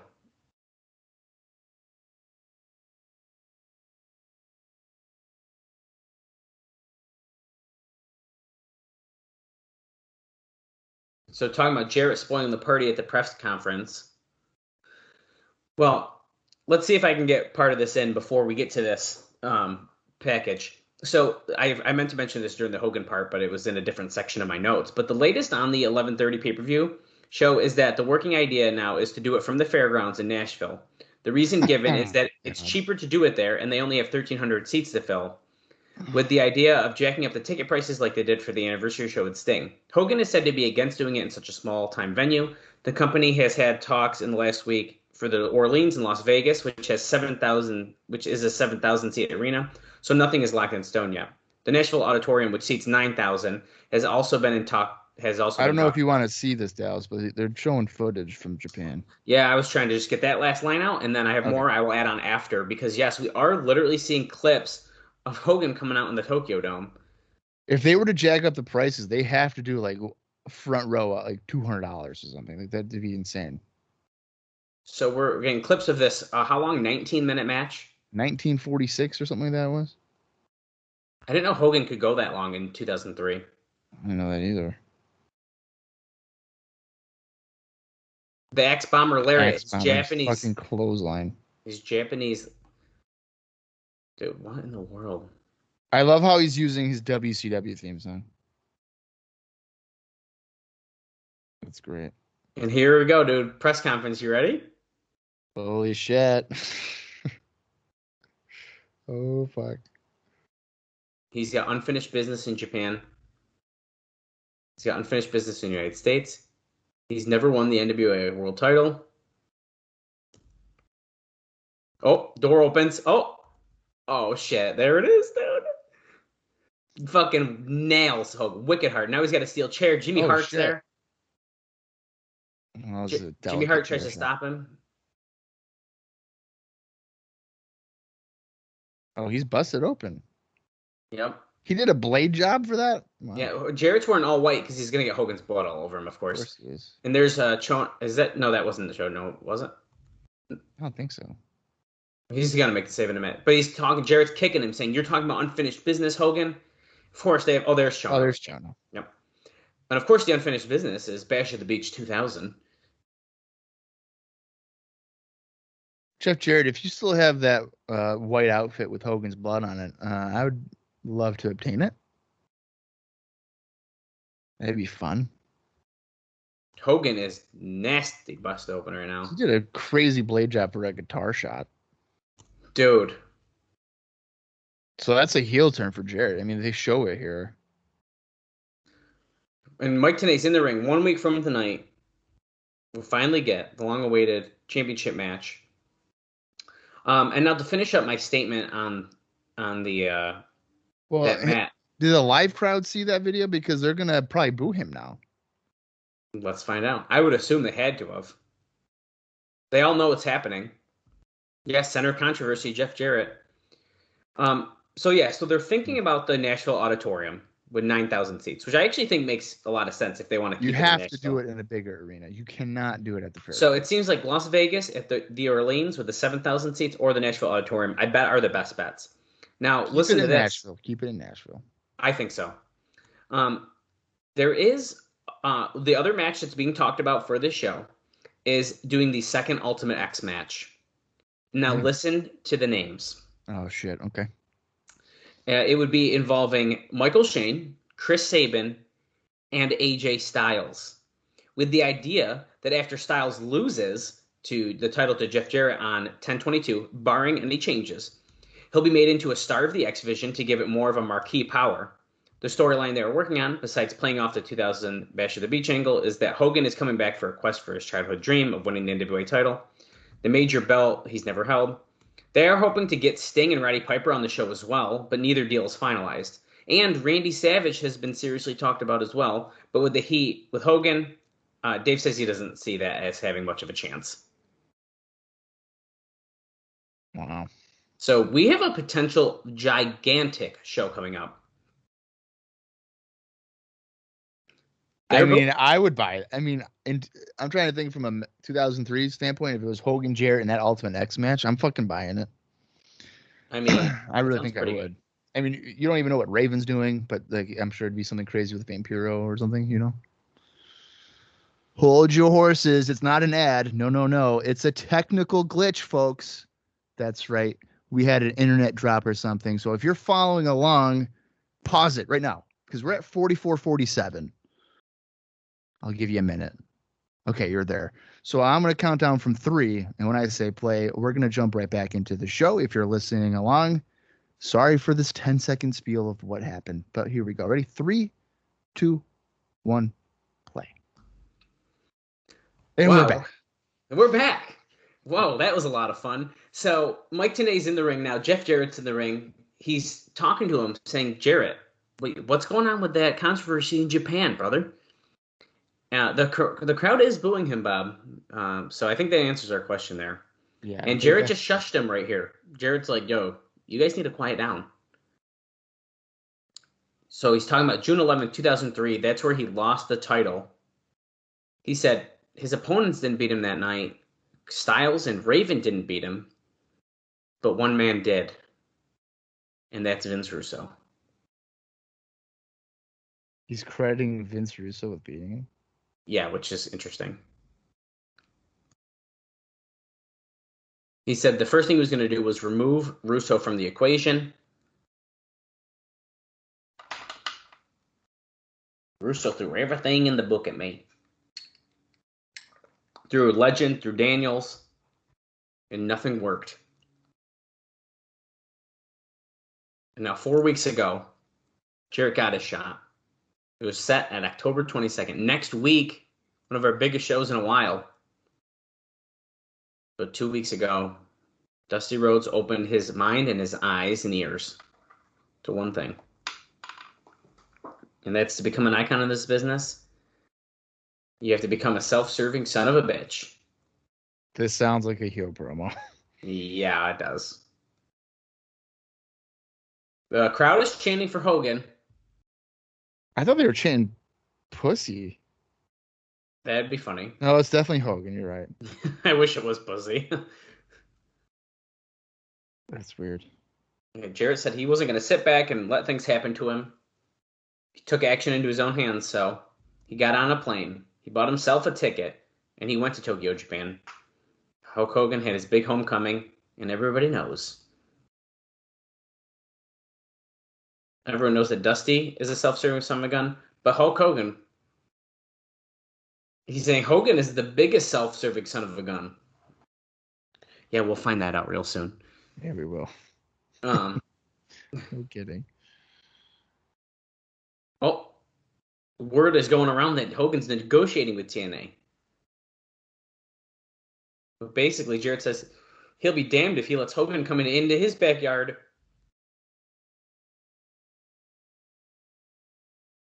Instead of Hogan coming to TNA, he took TNA to Hulk Hogan. He flew 6,500 miles, halfway around the world. He rained on his parade. He crushed that guitar over his head. Is Hogan about to run out right now? No. Well, let me tell you something, brother. Could you imagine if he did? Right. We want Hogan chance.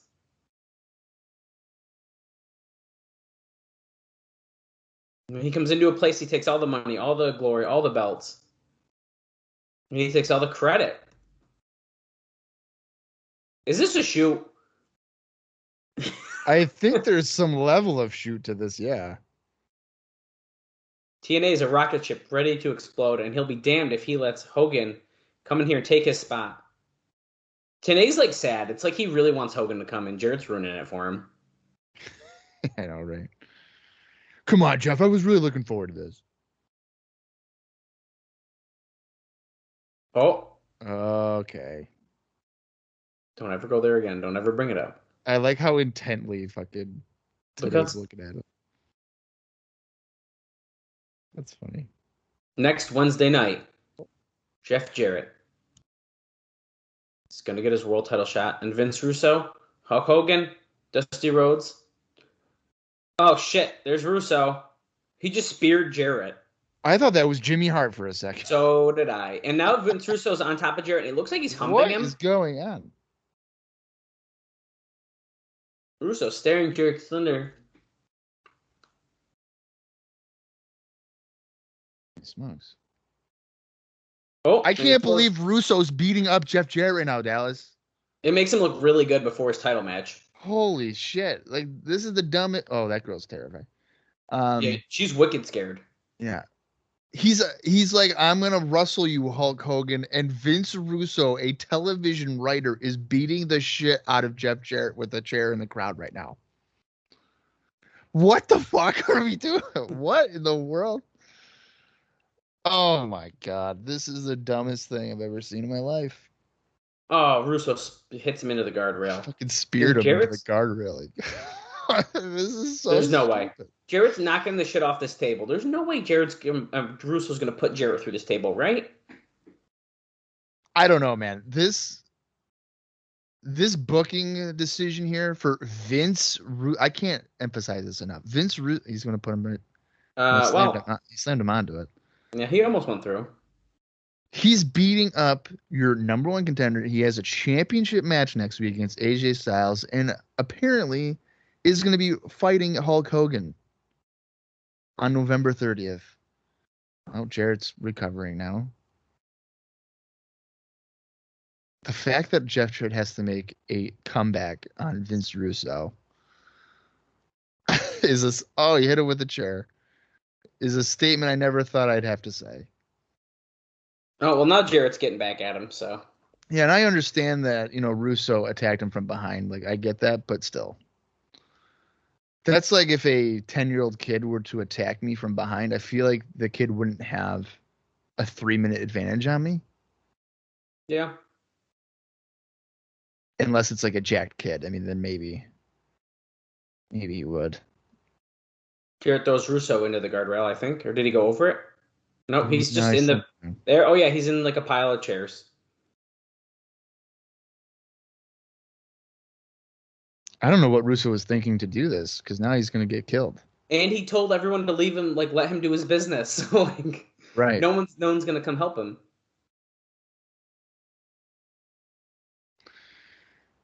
Oh, another shot to the back. Do you think this is their way of writing Russo off if Hogan's coming in? I sort of think that's what it's hinting at. Look at fake Vampiro in the crowd. Yeah, Holy shit. He was behind the commentator's table earlier, and I definitely thought it was like a wrestler dressed up like Vampiro. Well, remember, I mean, this was probably months ago, but when they had like the random guys with like the Halloween masks or whatever, we were like, oh, who are those guys? And that's Russo and Styles at the end or whatever. That's why I thought that was like someone else. Yeah. Jeff Jarrett has snapped. Oh, yeah, he snapped as if Russo attacking him didn't trigger him at all. No. He's whipping Russo. Well, maybe he shouldn't have reacted that way. Is that what they're trying to say? Like, this is an overreaction by Jeff Jarrett. I think that's sort of what it's hinting at, yeah. Like, does he need to maybe whip him now after he hit him with the chair 10 times? Probably not. No, you're right. Oh, and now he's wrapping a cord around his neck, I think. Yep. Oh, a belt around Jarrett's Around neck. his neck? Yep. What is with these people and choking and hanging? Like, they really enjoy that here in TNA. It's their kink. Yeah, maybe. Oh, and he is tying Russo by the neck to the fence, or he's trying to. Nice. Great. Well, what could happen, I wonder. Yeah, he is officially tying him. That thing is not going to stay tied, but it's a good shot. It's a good try. And he's got a trash can. This has got to be Russo being written off. I mean, I don't understand why. It has to. There's no other. I wouldn't understand any other, like, why they're doing this. Jarrett head back to the ring, but he looked like he was just grabbing a chair. Oh, another chair shot to Russo. You want some more? My only problem with stuff like this is I feel like when they do it, it goes way too long. I feel like recently didn't they do something where it was like, yeah, cool, this is fun and all, but like, why are we still doing it? Yeah. Security trying to stop Jarrett, and he hits them all with a trash can. Every single one of them. Get him, JF. He said, "It's over, Russo." Go get him, JF. Russo is definitely unconscious. He looks like a rag doll being hung, Yeah, and he's getting hit with a chair again. He looks like he's dead. What will his sons think of this? Will they send in another videotape? Jarrett just keeps hitting with the chair. And is someone cheering? Oh, there's Siaki and Ekmo. About time. Crowd was. Yeah, Ekmo and There's Legend. Legend. There's Styles in the ring. Damn it, Vince. What were you thinking? We told you. I got a title match next week, Vince. What are we doing? He's not even talking on a microphone. He's just yelling in the ring. Yeah, right. So this is interesting because Jarrett is essentially turned heel, but no one likes, like, Russo's like kind of the ultimate heel in TNA. So, like, don't you kind of want to cheer Jarrett for beating the crap out of him? But then they're trying to say on commentary he went too far, which is why Jarrett's still the bad guy here. It's kind of messy, but it's kind of fun. Yeah, but when it's messy and confusing, then it kind of defeats the purpose. Well, yeah, I mean, that's why it's confusing. But they're It's trying really hard on commentary to push this, like, what's going to happen next week? And I think what's going to happen next week is Jarrett's still going to get booed. But I'm curious to see when Styles comes out, is the crowd going to cheer him? Did they just make Jarrett hated enough to then now cheer Styles? They've teased Styles, Russo butting heads anyways. So we've already kind of dipped into that. Okay, we're backstage now. Scott Hudson with the red shirt security, Kevin Northcutt, Ryan Wilson, but they have that low camera angle, which I get they're trying to do it to make people look bigger, but they're already kind of big, so you don't really got to do this. Yeah, and it feels like as if they just left it on the ground. I was going to say, it feels like they just didn't want someone holding the camera, so they just set it up, which isn't even centered with the logo in the background, and they were just like, just film it quick. Yeah. I'm fully prepared right here. Since when does he have like a Brooklyn accent? I'm fully prepared with my video store. Gonna get a cannoli. I could go for a cannoli right now.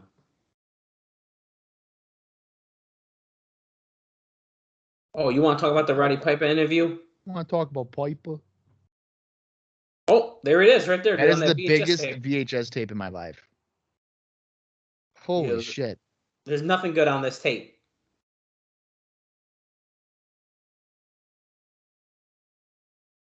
Oh, shit. Don Callis told no more interviews will be seen, and he literally took the tape and he smashed it on the floor. I'm really trying to I'm wondering if with Russo, is that like some kind of like sympathy? I don't understand for him. Well, that's what doesn't make sense. Because I understand Jarrett freaking out the way he did. Because if you really think about all the things that Russo's put him through, like it's the ultimate, like, revenge, I guess. But Well, here is Kevin Northcutt in his, I believe, his singles debut, correct? On TV for On us. TV, Yeah. yeah. Brian Wilson, he's still beat from Explosion earlier, but he's okay. He's here. He's like, thank God I don't have to work twice. Yeah. And his opponent. We don't have Lollipop this week, which is annoying, but whatever. This is the second week in a row, I think. Look at this. Erik Watts coming out with Vaughn and Santel, and Vaughn's got a neck brace, and Santel's in a sling for his collarbone. What the fuck, man? These guys aren't going to help you, Erik. What are you doing? You know what? Every week he should come out with another member of security that's just bandaged up. So like next week it'll be these two and like the old guy with taped up ribs or something. That'd be great.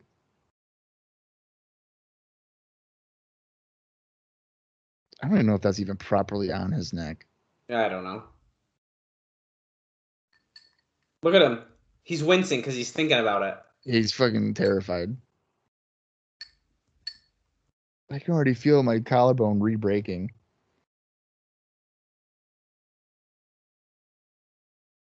Cancel Piper's tape, that's for sure, because it was destroyed. Northcutt hammering away on Watts, followed with a chop. Sends him in. Oh, Watts counters. Boot to the gut. What is he? Okay. Hurricane Rana by Erik Watts. The heck? And then a big boot. Somebody's been watching Rey Mysterio tapes. Today goes off. Did you see that? A 6'5" guy pulling out X Division moves like a Hurricane Rana? Well, it is no limits. Yeah, that's true. You better watch out, Michael Shane. Could you imagine Erik Watts? I'm coming for the X title. Yeah, you better watch out. Did you see that Hurricane Rana? Well, there's more than that. Because I've been watching WCW Nitro from 97, and I think I can do a 450. Whips Kevin Northcutt against the guardrail. Well, since, we're around ringside here, I did tease that I had a Athena note. And, oh, wait, there's a clip of Russo getting put into an ambulance. Oh, boy. He's going to go to a medical facility. He sure is. Slapped in Kevin Northcutt. So apparently Athena is done. She's no longer with the company. As apparently last week, a fan held up a "We Miss Athena" sign and was told it was politically incorrect sign. So Athena's done. But to kind of piggyback off of this, apparently Tracy is going to be coming back with a significant push, and Desire is also set to return soon. Politically incorrect? I guess. That's the phrasing they said for that? Yeah, someone told them that they had a politically incorrect sign about the "We Miss Athena." So yeah, she's done being standing ringside. Okay, well, Tracy wasn't she with Team Bitch Slap or whatever? Yeah, the bitch slap girls. Bitch Slap girls. Well, that's apparently been dropped then. She's coming back. With a push, but like... With a push. They don't have a women's title. What's the push? She must be aligned with something like a... You know what? She might be with Kazarian if he's going to be like a woman guy. Well, that would make sense, yeah. And then I don't know about Desire. I'd be shocked if she comes back anytime soon. She broke her back, did she? Yeah. Yeah. Yeah, she got screwed up. I don't think she's coming back. Just a couple seconds ago, Northcutt did a nice overhead suplex. And he leg drops Watts over the bottom rope. I kind of like Northcutt. I do. Not Ryan Wilson, because I feel like Ryan Wilson doesn't know what to do. Even standing around ringside, he just looks confused. Like, why am I here? Yeah. What is Northcutt trying to do? Okay. He's wrenching on the neck of Erik Watts. Is Erik Watts going to submit? Is this it? This is the end of Director of Operations? I would assume this storyline's got to be dropped pretty soon, too. I also noticed, I meant to mention it during the Jarrett segment, but there was a "We Miss Gold" or "We Want Goldie" sign, or "Bring Back Goldie," something like that. And fucking yeah, bring back Goldilocks. What the fuck? Yeah, where has she been? I don't know, but it's kind of weird. Especially because she's like Unless at this time she's still in California, and they were just maybe sick of flying her in. I don't know. Oh, oh God, that was one of the worst choke slams. I've never seen a worse choke slam. Holy shit! Oh my God, he got no air on that. Rudy Charles was like, "Yo, you got to do that again because that looked like such ass." Ryan Wilson on the apron. Erik Watts knocks him down. Wait, Northcutt has something in his hand? Is it a chain? Handcuffs or something? Oh, I don't know what they were, but he put it back in. 1, 2. Handcuffs. They are handcuffs. Northcutt with the win over Erik Watts. Is he busted open? Sure looks like it. Well, they're beating him down. It's a foreign object. It's handcuffs today. Today was even the one who said they were handcuffs. Yeah, it's not like what the hell? Help on the way. Yep, this guy's gonna help. Yeah, okay, buddy. You're gonna be crippled. Yep, hold on. Ryan Wilson, he's known for injuring people, so here's another injury. Ready? Here we go. Up and down. There goes your okay. And he didn't put him down delicately, needless to say. Oh, and here's another guy, and you're gonna die too. And 3, 2, 1, and choke slam. Boom! Right on your neck, pal. Love it. Okay, and we cannot get handcuffs on Erik Watts. And here is here's Don. It's Heavy D, who actually looks like he's lost weight since we've seen him last. He was getting quite large. One of the original black shirts. He's back. They're cheering him, but they didn't know did they know he was a Nazi yet? I guess they had to have because he wore the shirt in the Asylum in that tables match against Malice that was edited off the Impact Plus app, but you can find it on the internet. That's right. And I bet you that Don probably had to sit down with Jarrett, and he was like, I think I can have one more. Wait. Run. Is that Goldie? There's Goldie. Thank God, Goldilocks is back. She's saving her boyfriend, Erik Watts. Yeah. She's screaming, stop it. Don, she's helping you, Goldie. Don's helping.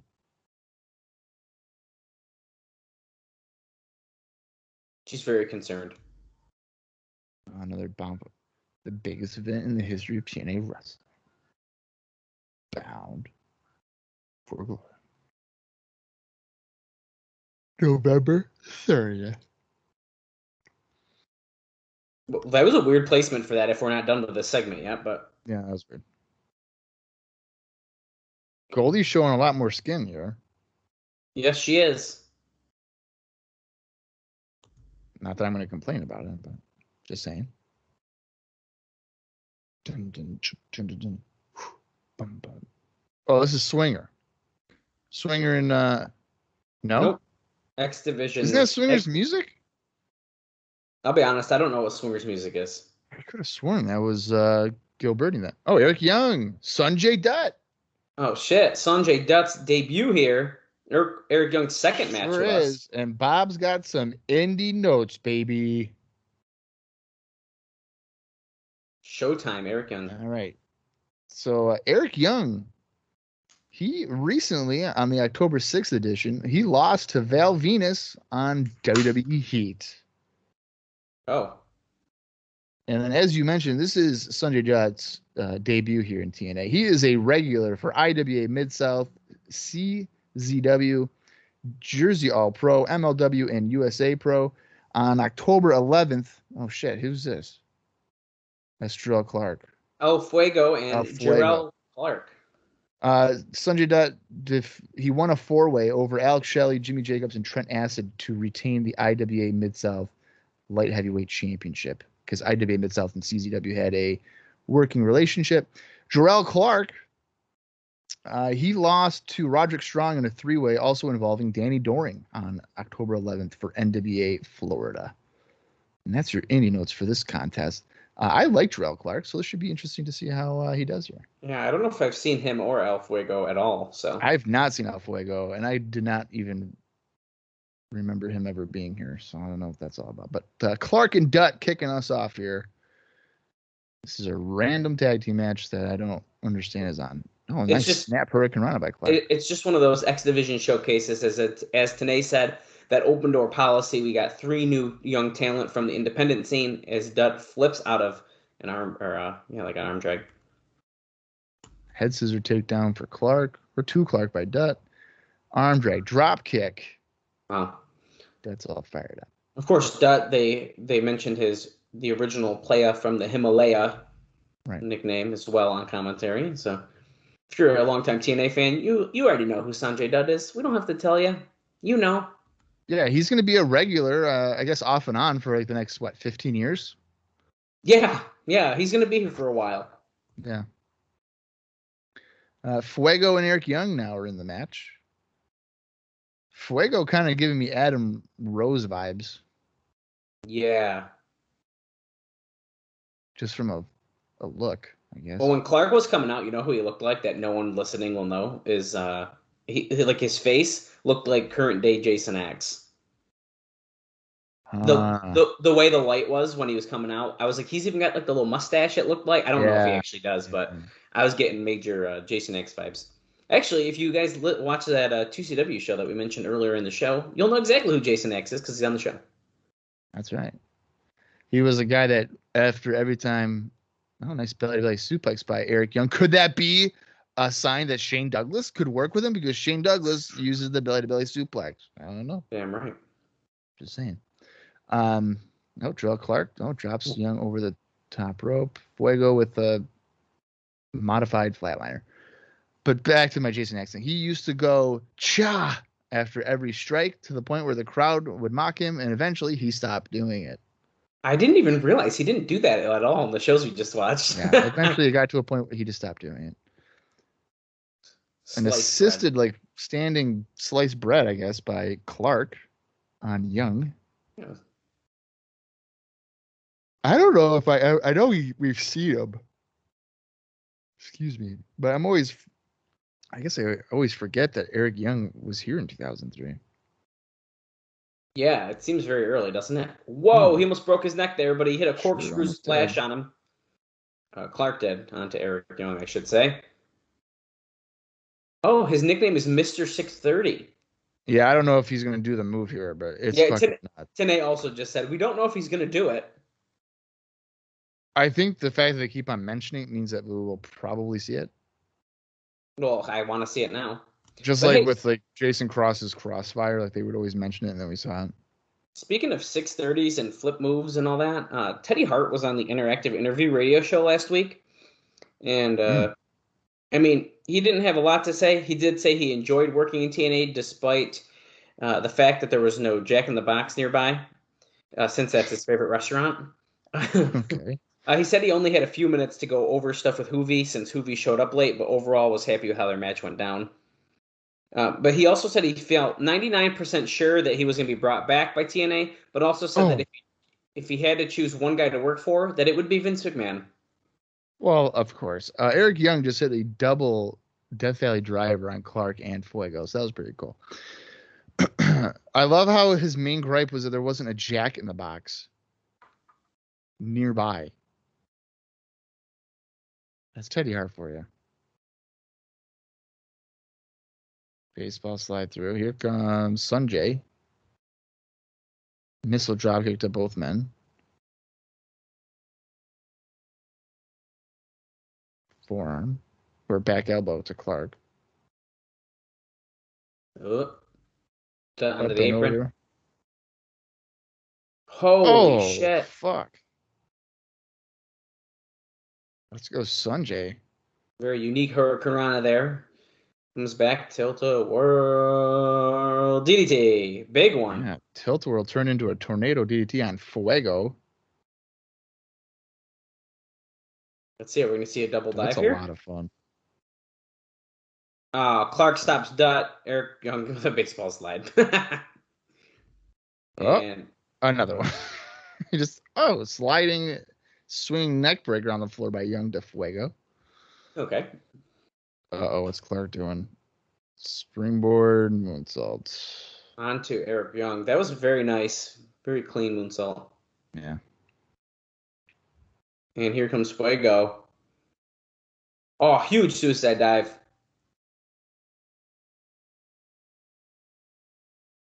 Can we get a replay? No. Sonjay twisting dive to the floor. Oh. How come that? Yeah, guys in the truck. Come on, we need a replay. We gotta see it again. Have we seen any replays on this show today? Oh, here we go. They've done like one or two, I think. Okay. It's good that I don't remember the replays because at one point it was every 35 seconds they would do a replay. Can we get another replay? We need to see it. Like Don Westman, that was a crazy right hand. Can we get a replay? Oh, there it is. Oh, he hits the 630 on Erik Young, does Terrell Clark. And then he remembered he had to cover him. And then Dutt breaks up the pin, though. Of course. Of course he breaks up the cover. So we just got a visual of the 630, but not the finish. Dutt with a knee and a jawbreaker and a neckbreaker combo. Oh, Fuego. What does he call it? They just said the name. For what Dutt just did. Yeah, I missed it, though. I don't know. I didn't hear it. Yeah, I missed it, too, so. It was like I don't know. I don't even want to botch it, so. Are you ref for what was the move that they were talking about? That stunner combination that he just did. Holy shit. Hindu press. That will do it. That's Hindu right. press. That's right. That was I mean Sonjay and Terrell Clark stood out there, right? Oh yeah. Absolutely. That was a fun tag match. Kid Kash being interviewed backstage by Scott Hudson. He's about to be fighting the monster. Abyss. Hold it up there, Scotty, not so hottie.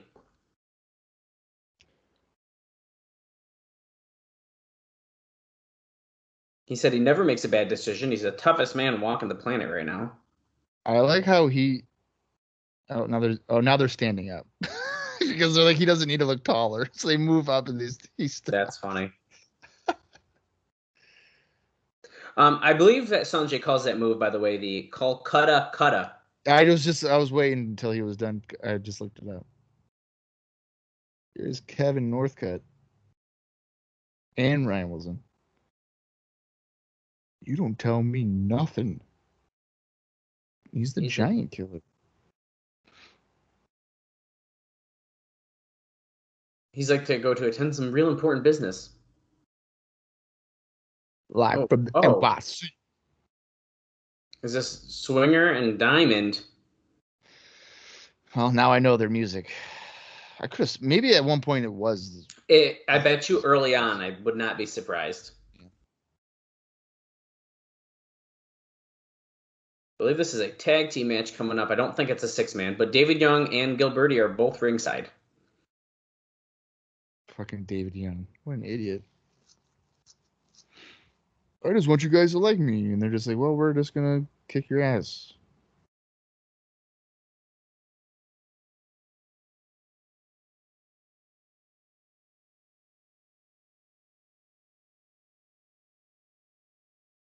Oh, what's this? Is that? Very soft. From Wildwood, New Jersey. Oh, shit. Doring and Roadkill.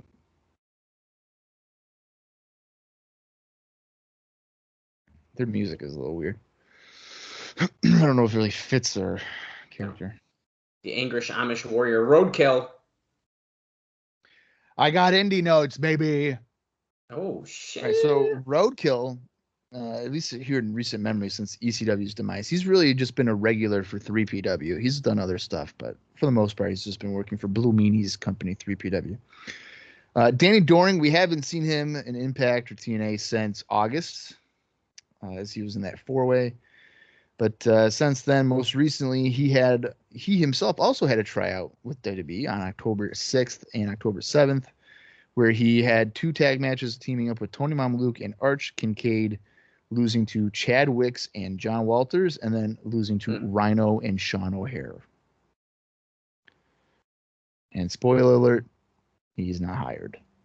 Really? Wow. Yeah. Swinger's got Doring in one corner. Diamond is getting beat his ass by Roadkill in the other. Roadkill whips Diamond into Swinger. Well, this makes more sense of why there's the potential that they might get a title shot eventually, as we discussed. Because Roadkill and Doring are teaming up on this show against Swinger and Diamond. So there's definitely some potential here. Yeah, if they're hinting at it, Doring going to the top rope, leaping off for a crossbody onto Diamond and Swinger.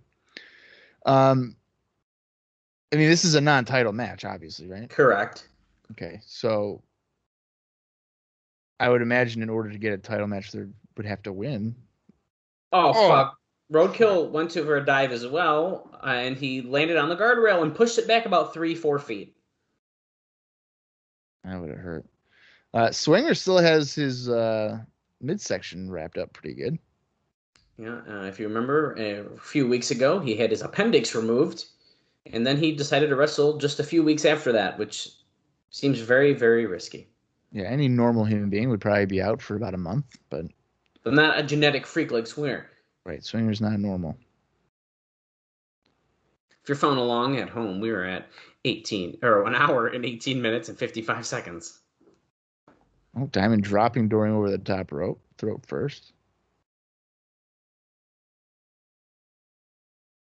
Tanae's telling David Young, "Don't you realize you're being used?" Because apparently they're on commentary. Yep, Gilberti and David Young is standing by at the commentary table. Yeah. The champs just hit a side slam reverse DDT combo. America's Most Wanted is at the top of the ramp watching, and Gilberti's like, "What are they doing there?" Oh, they're saying because they have never received their return match for the titles. Is that true? I thought they got a rematch. I don't know if they did once they lost it. So you're telling me they gave Simon and Swinger like 5 rematches. And then once they beat them, yeah, they never got there. Yeah. Weird. The Simon series here.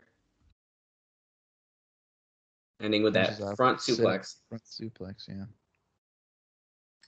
1, 2, kick out by Doring. Doring looks to be in fantastic condition. Yeah, I think he looks pretty good. Was his hair more blonde the last time we saw him? I believe so. But he looks more muscular than, or I mean, I guess thicker is a better answer or a better thing for compared to his debut.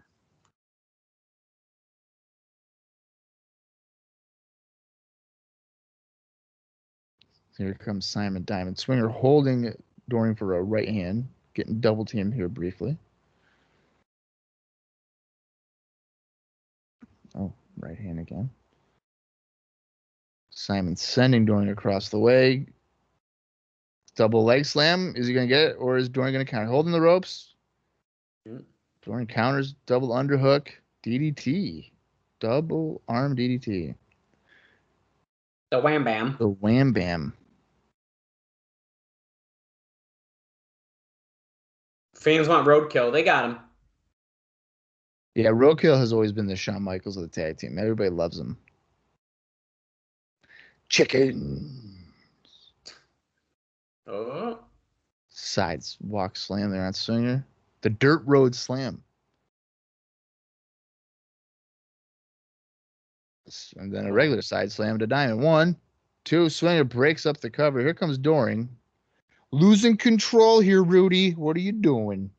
He doesn't know what to do. He's losing too much control, dude. Yeah, he's lost. It's a royal blue. Gilberti ripping on Don West's shirt choices here as Roadkill hit a springboard double clothesline for a near fall on Swinger. Almost.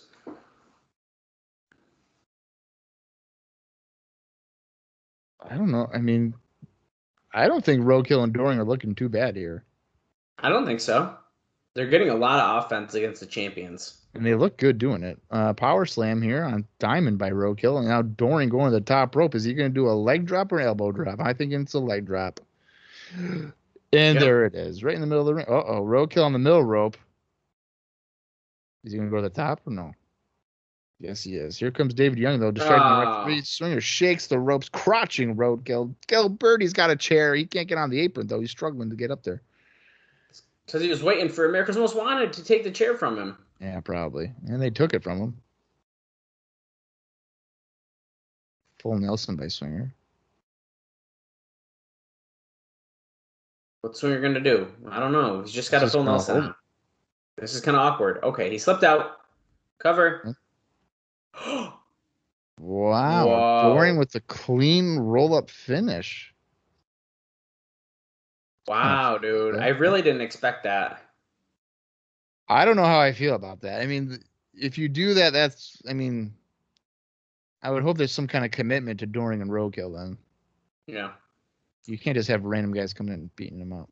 Yeah, for sure. Well, Scott Hudson's back in Raven's like weird area where chains are hanging around. He's holding his midsection from that earlier attack. Gathering is there. Okay, so Julio and Punk are now, it seems like, facing Slash and Vampiro in a tag match. Turn on the microphone. I can't hear what Raven's saying. Turn on the microphone. It was just working. There we go.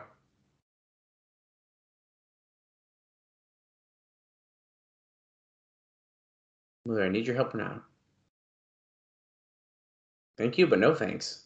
He said, this is personal. I have to do this by myself. Yeah, but if they're booked in a tag match, they have to work the match. Yeah.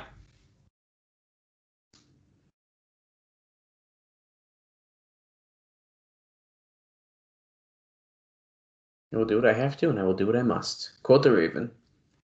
Nevermore. He gets up and leaves.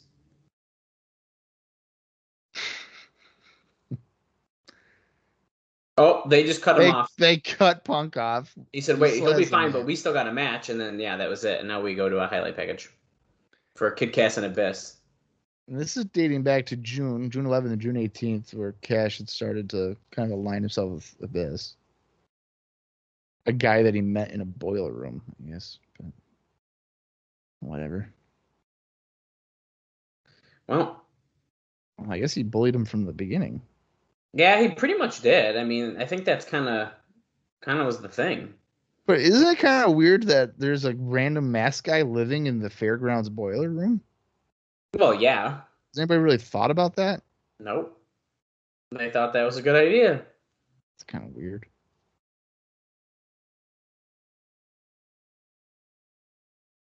Kash was like, "Don't look at me like that, Abyss. Don't you do that.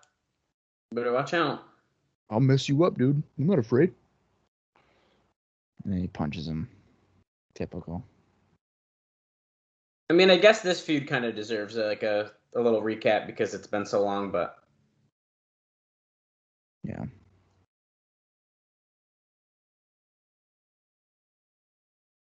This is probably from Explosion. Yeah, this is definitely from Explosion. Any other man would consider this a very bad night. Look at all the TNA stuff you can buy. There's a Conan 8x10, 3 Life Crew shirt, America's Most Wanted 8x10, a poster that still talks about Sports Entertainment Extreme. There's Abyss just screaming. Also, most likely from Explosion. AJ Styles shirt I see. This is like the is this like supposed to be like the merch booth? Or they just wanted to decorate in the background? Could be both. Kid Kash. I don't know. Oh, he's in long tights again. Yeah, he's wearing his like ECW pants. Maybe because Doring and Roadkill are there. He's like, how about we just throw it back? Yeah, very well could be. Or maybe he's like me and he's self-conscious about his thighs. I don't know. Never know. I have good calves, but I don't know about my thighs. And I don't want Jordan now to send me a DM saying, "Hey man, let me see your thighs." And I don't want to do that. Yeah, bro. Could I see your thighs, please? Yeah. That'll be for my OnlyFans.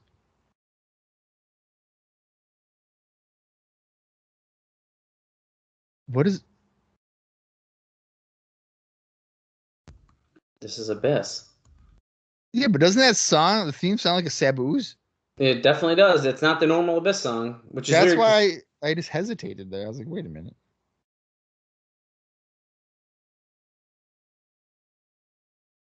I don't know if I like that song for Abyss. Yeah, I didn't either.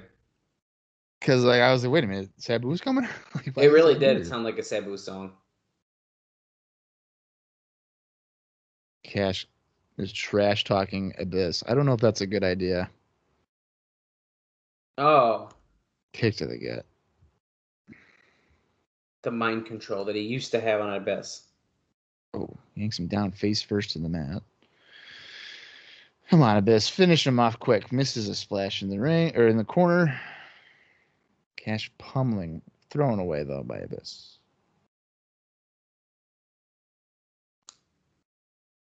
You know, this is gonna sound weird, but I feel like Cash wearing pants makes him look smaller. I see what you mean by that. Because when he was wearing the trunks, he looked bigger. Yeah, he does look a little smaller in these. I mean, is that the point though? Is that what they were trying to do? It could be. I think I've been reading into a lot of things this week. Uh-oh. Oh, Smash Mouth, but Abyss ignores it. Doesn't Is even... that lollipop near the announce table? I don't think so. Hmm. I think she's too tall. Well, it could be. They do wear those really, really tall heels, but Yeah, but I don't think it is. oh, Press slam gut first to the mat by Abyss.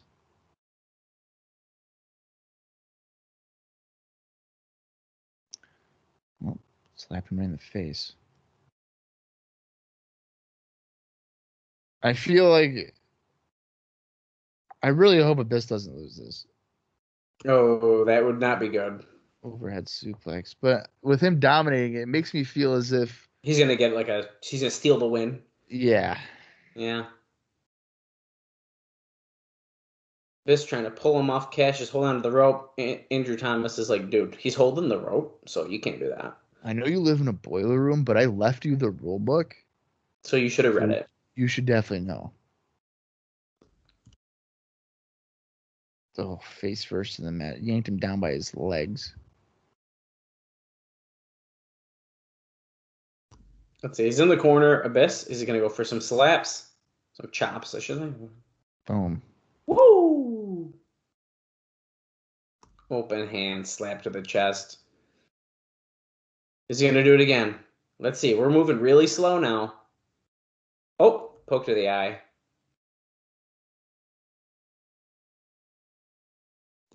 Oh, Cash landing some chops now. Or one, I guess. I thought he was going to do more. Hey, there it is. And another one. He's challenging Abyss, but Abyss stops him and he slams him down. I like how Cash thinks he's like 6'10". Yeah. Oh, Abyss going for a middle Oh, rope missed it. splash, but yeah, Cash moved right out of the way. We are just about 15 minutes or so left in the show because the runtime for this is an hour 47, a little shorter than usual. Yeah, I noticed that as well. Powerbomb out of the corner here by Abyss.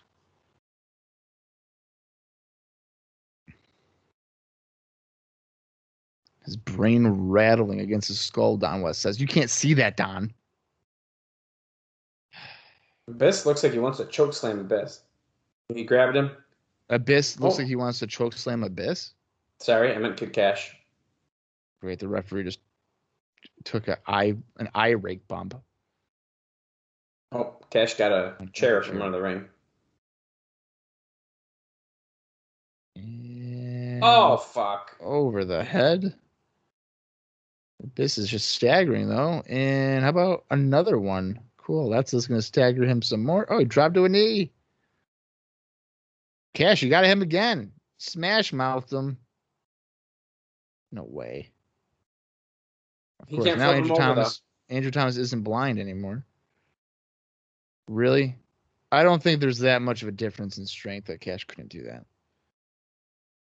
Come on, Thomas. Here we go. No, he's kicking out. 1, 2, power out. Oh, Yeah. shit. Yeah. Oh, he hit the referee, but the referee didn't take a bump on the accidental leg kick there. What the hell? Come on, Thomas. Some bullshit. Uh-oh, Cash still got the chair. Thomas is conveniently has his back to the action in the corner because he's blind. Oh, my God. Big boot with the chair. Kicked the chair right into his face. Why is Andrew Thomas so clueless in this match right now? I don't know, but it's annoying. He's just blatantly out of position. Nope. And Going it's for so the obvious. Black hole slam. Oh, black hole slam. That's got to be it. 1, 2, 3. Oh, shit. There we go. Well, there you go. That's that pretty much went exactly as it should have. Wait, they're playing the regular Abyss song now. Yeah, I don't understand what the hell the point of that is. That maybe they spoiled it. Is Sabu coming out? Oh. I doubt it. No, I don't. I hope not. Not that I'm gonna get excited about Sabu coming out anyway, but Wait, Abyss is picking the chair up.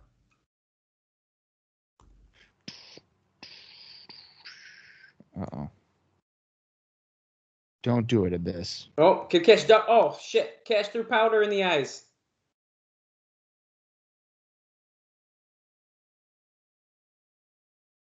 The feud must continue. Oh, fuck. Oh. Another chair shot. Red shirt's watching from the ramp. Oh, low blow. Oh, kicked him right in the nuts.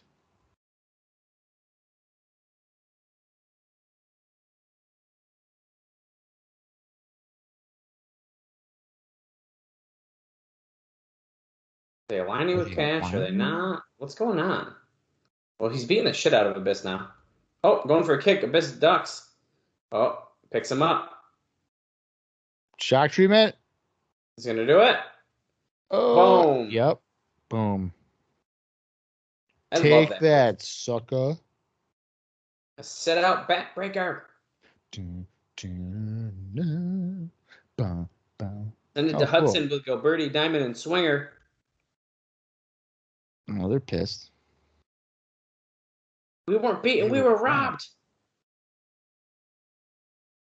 Oh, Simon Diamond's got some beautiful blue eyes.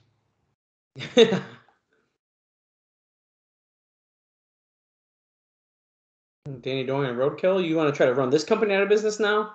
Okay, you got your wish. Next week, you got your rematch. Ooh. And the Cowboys? You want to play the game again? Fine.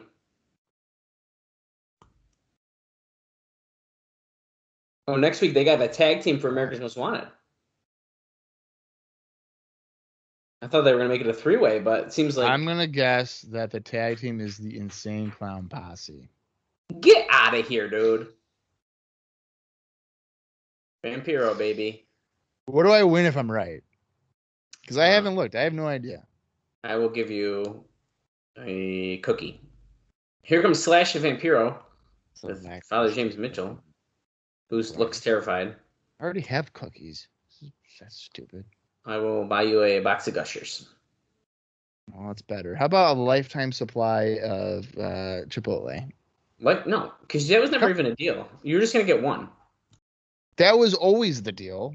If the table were to break, the announce table, is that I would get one Chipotle meal every day for the rest of my life. No, that is not what it is. Paid for by you. Damn, Chipotle. Which is even better because they've raised their stuff up about 12 cents to give their workers. Oh my God! He just power slammed fucking Slash on the.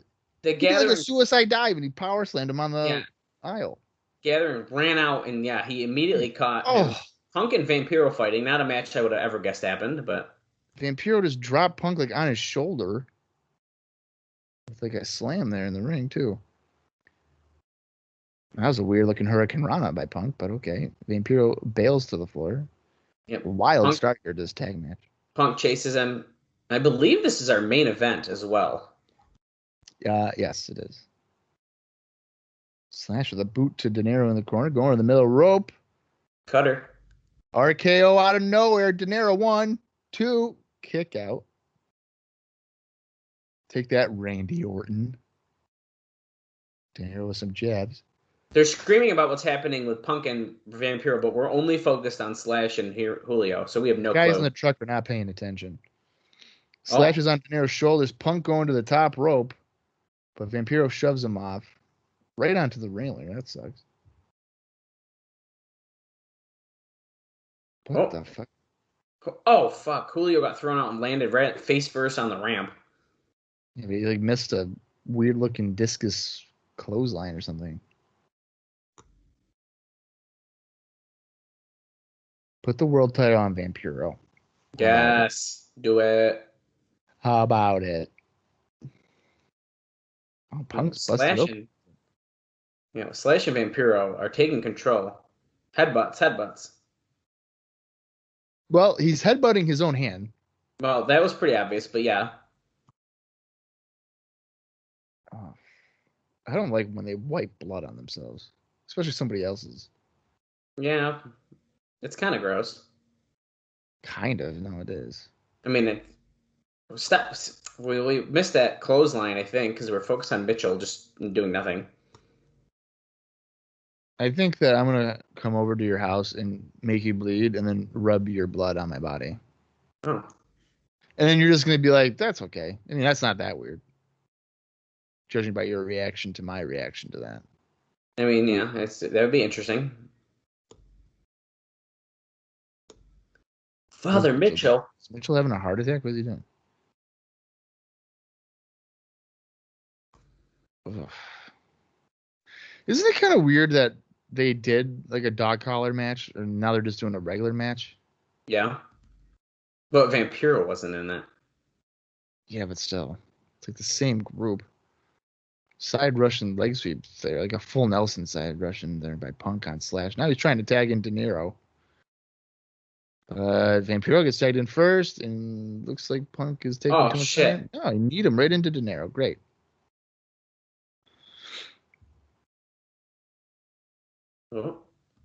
Oh, nice. Back kick to Vampiro. Now Slash. Oh, full Nelson. Oh, full Nelson swinging slam. And then the referee just, what is he doing? Rudy, what are you doing? Mitchell did nothing. You just turned around and then yelled at him. And what the fuck? That made no sense. Hey, Mitchell, knock it off. Oh, Vampiro going for like a twisting senton, but Julio moved.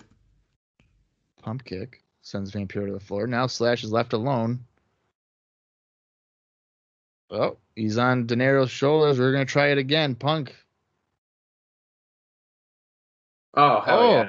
Nice. A springboard, like somersault neck breaker.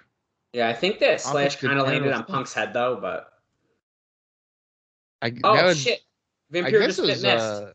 It was a springboard blockbuster, I guess. Yeah. Nail in the coffin. Is that it? Wow, they won. Quick event. There must be an angle going on here. Absolutely. Well, where's Raven said not to do it. Oh, and now he's driving him face first into the canvas. Great, make him just bleed some, gush it out of his forehead more. What's wrong with that? Nothing. Who's this? Oh, there's Raven. How does he do it? Oh, shit. Stop Slash. Calls Vampiro over. Ducks the kick. Clotheslines Vampiro.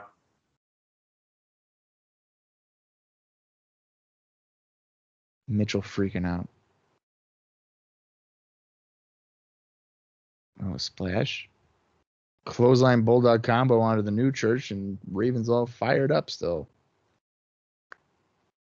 Tosses Slash over the top to the floor. He's like, come on, Mitchell. Oh, shit. Not me. Oh, he caught him. He fucking tackled him on the aisle there. Vampiro stops him, though. Oh, they're like crawling into the back. Punk stopping Vampiro. What's going on? Something's got to be happening here. Right? Oh. Wow. Okay. Well, we're back at the announce table. Oh, wait. Oh, Tanae's going to be interviewing Styles in the ring to close the show. What? Yeah, he just said still to come.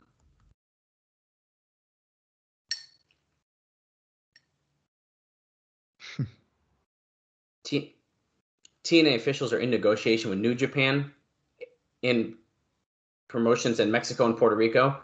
So they're hyping up Bound for Glory as essentially a gigantic international mega pay-per-view, and it sounds great. 3 titles on the line next week. Simon Diamond and Swinger rematch against Danny Doring and Roadkill for the title. Also Glenn Gilberti, surprise tag team to take on America's Most Wanted. Raven and Slash next week. Huh. And that's not all. 3-way championship for the X Division title. Fallen Angel, Christopher Daniels. Chris Sabin. And Michael Shane. Why would you say the champion last? Because I don't know. obviously he's got to be in the match. And the NWA World title. The rematch. Jeff Jarrett and AJ Styles. Woo! Woo! Next week's is looking good. I mean, those are good title matches, so I'm fine with it. Wait, someone's on the phone. Oh my God, it's the Mouth of the South, Jimmy Hart, baby. He said he's got a message There's for like Jeff 3 Jarrett. minutes left in the show. How are they going to talk to AJ?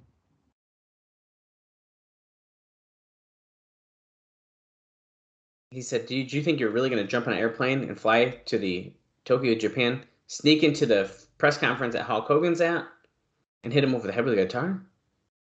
35 stitches, and he was rushed to the hospital. This kid's creeping me out by raising his eyebrows behind them, by the way. Jimmy Hart being the smartest wrestler in the professional wrestling. Oh. Jimmy Hart's finding the biggest, baddest bodyguards to have by his side. Oh, he's telling Jarrett to always have bodyguards with him because you never know who's going to be there. Northcutt and Wilson. Check everyone's IDs coming in and going out because you don't know who's going to sneak in. Because sooner or later, you'll be face to face with Hulk Hogan.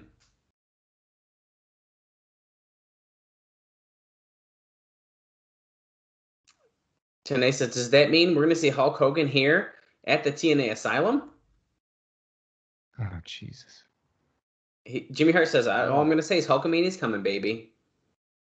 And he's going to be very, very dangerous. We don't know when. Because he hasn't signed the contract.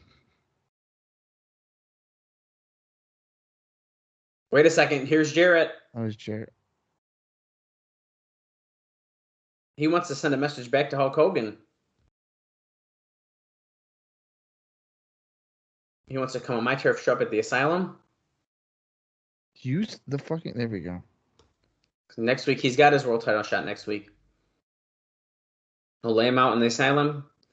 He doesn't care, because next week, he promised you one thing. Vince Russo, he's already carted his ass out of the building tonight. Dusty Rhodes ain't going to stand his way this time. And Hulk Hogan, and you damn sure ain't going to get in my way.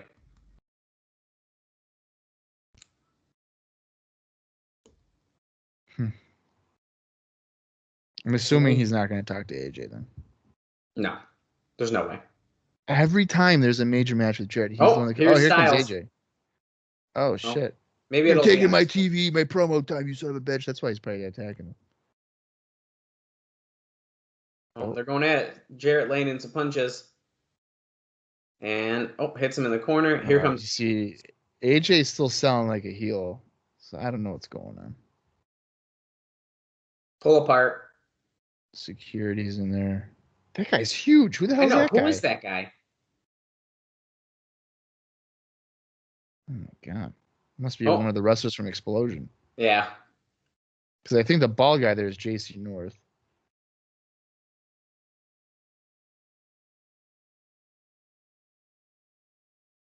Get him, AJ. And there's Dusty Rhodes. Hey, Dusty. He's walking slowly. That's his regular pace, TNA. Yeah, right. He's taking it all in. Finally going to happen next week. It's next week. AJ Styles, Jeff Jarrett,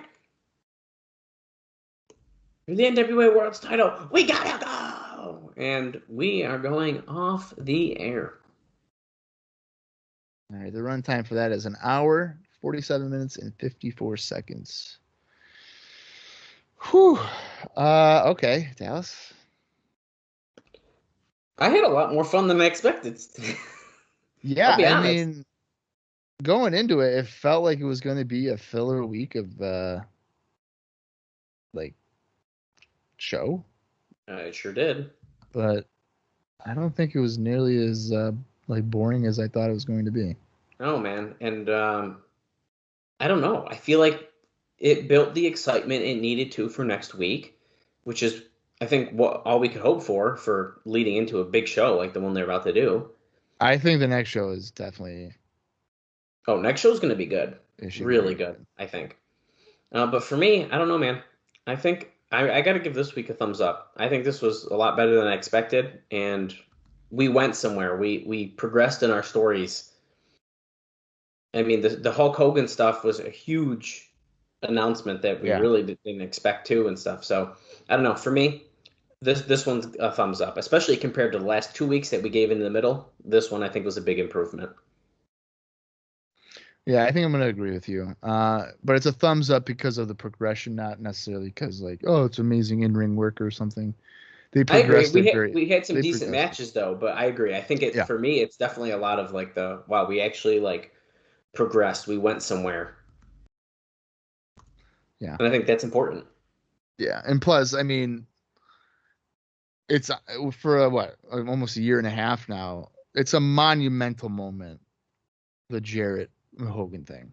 Oh my God! I mean, that's a year ago. Did you ever think that you'd hear Hulk Hogan's name at a TNA show?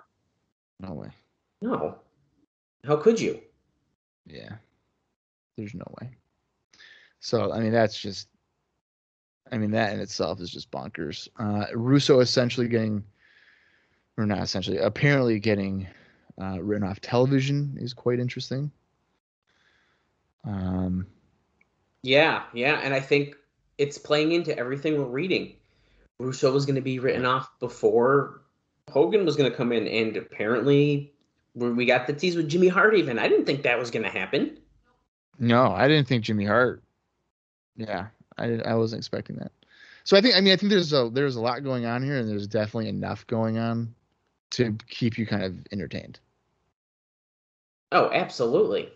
So I don't know, man. I'm really looking forward to next week. We have like a surprise tag team even that's going to be coming in.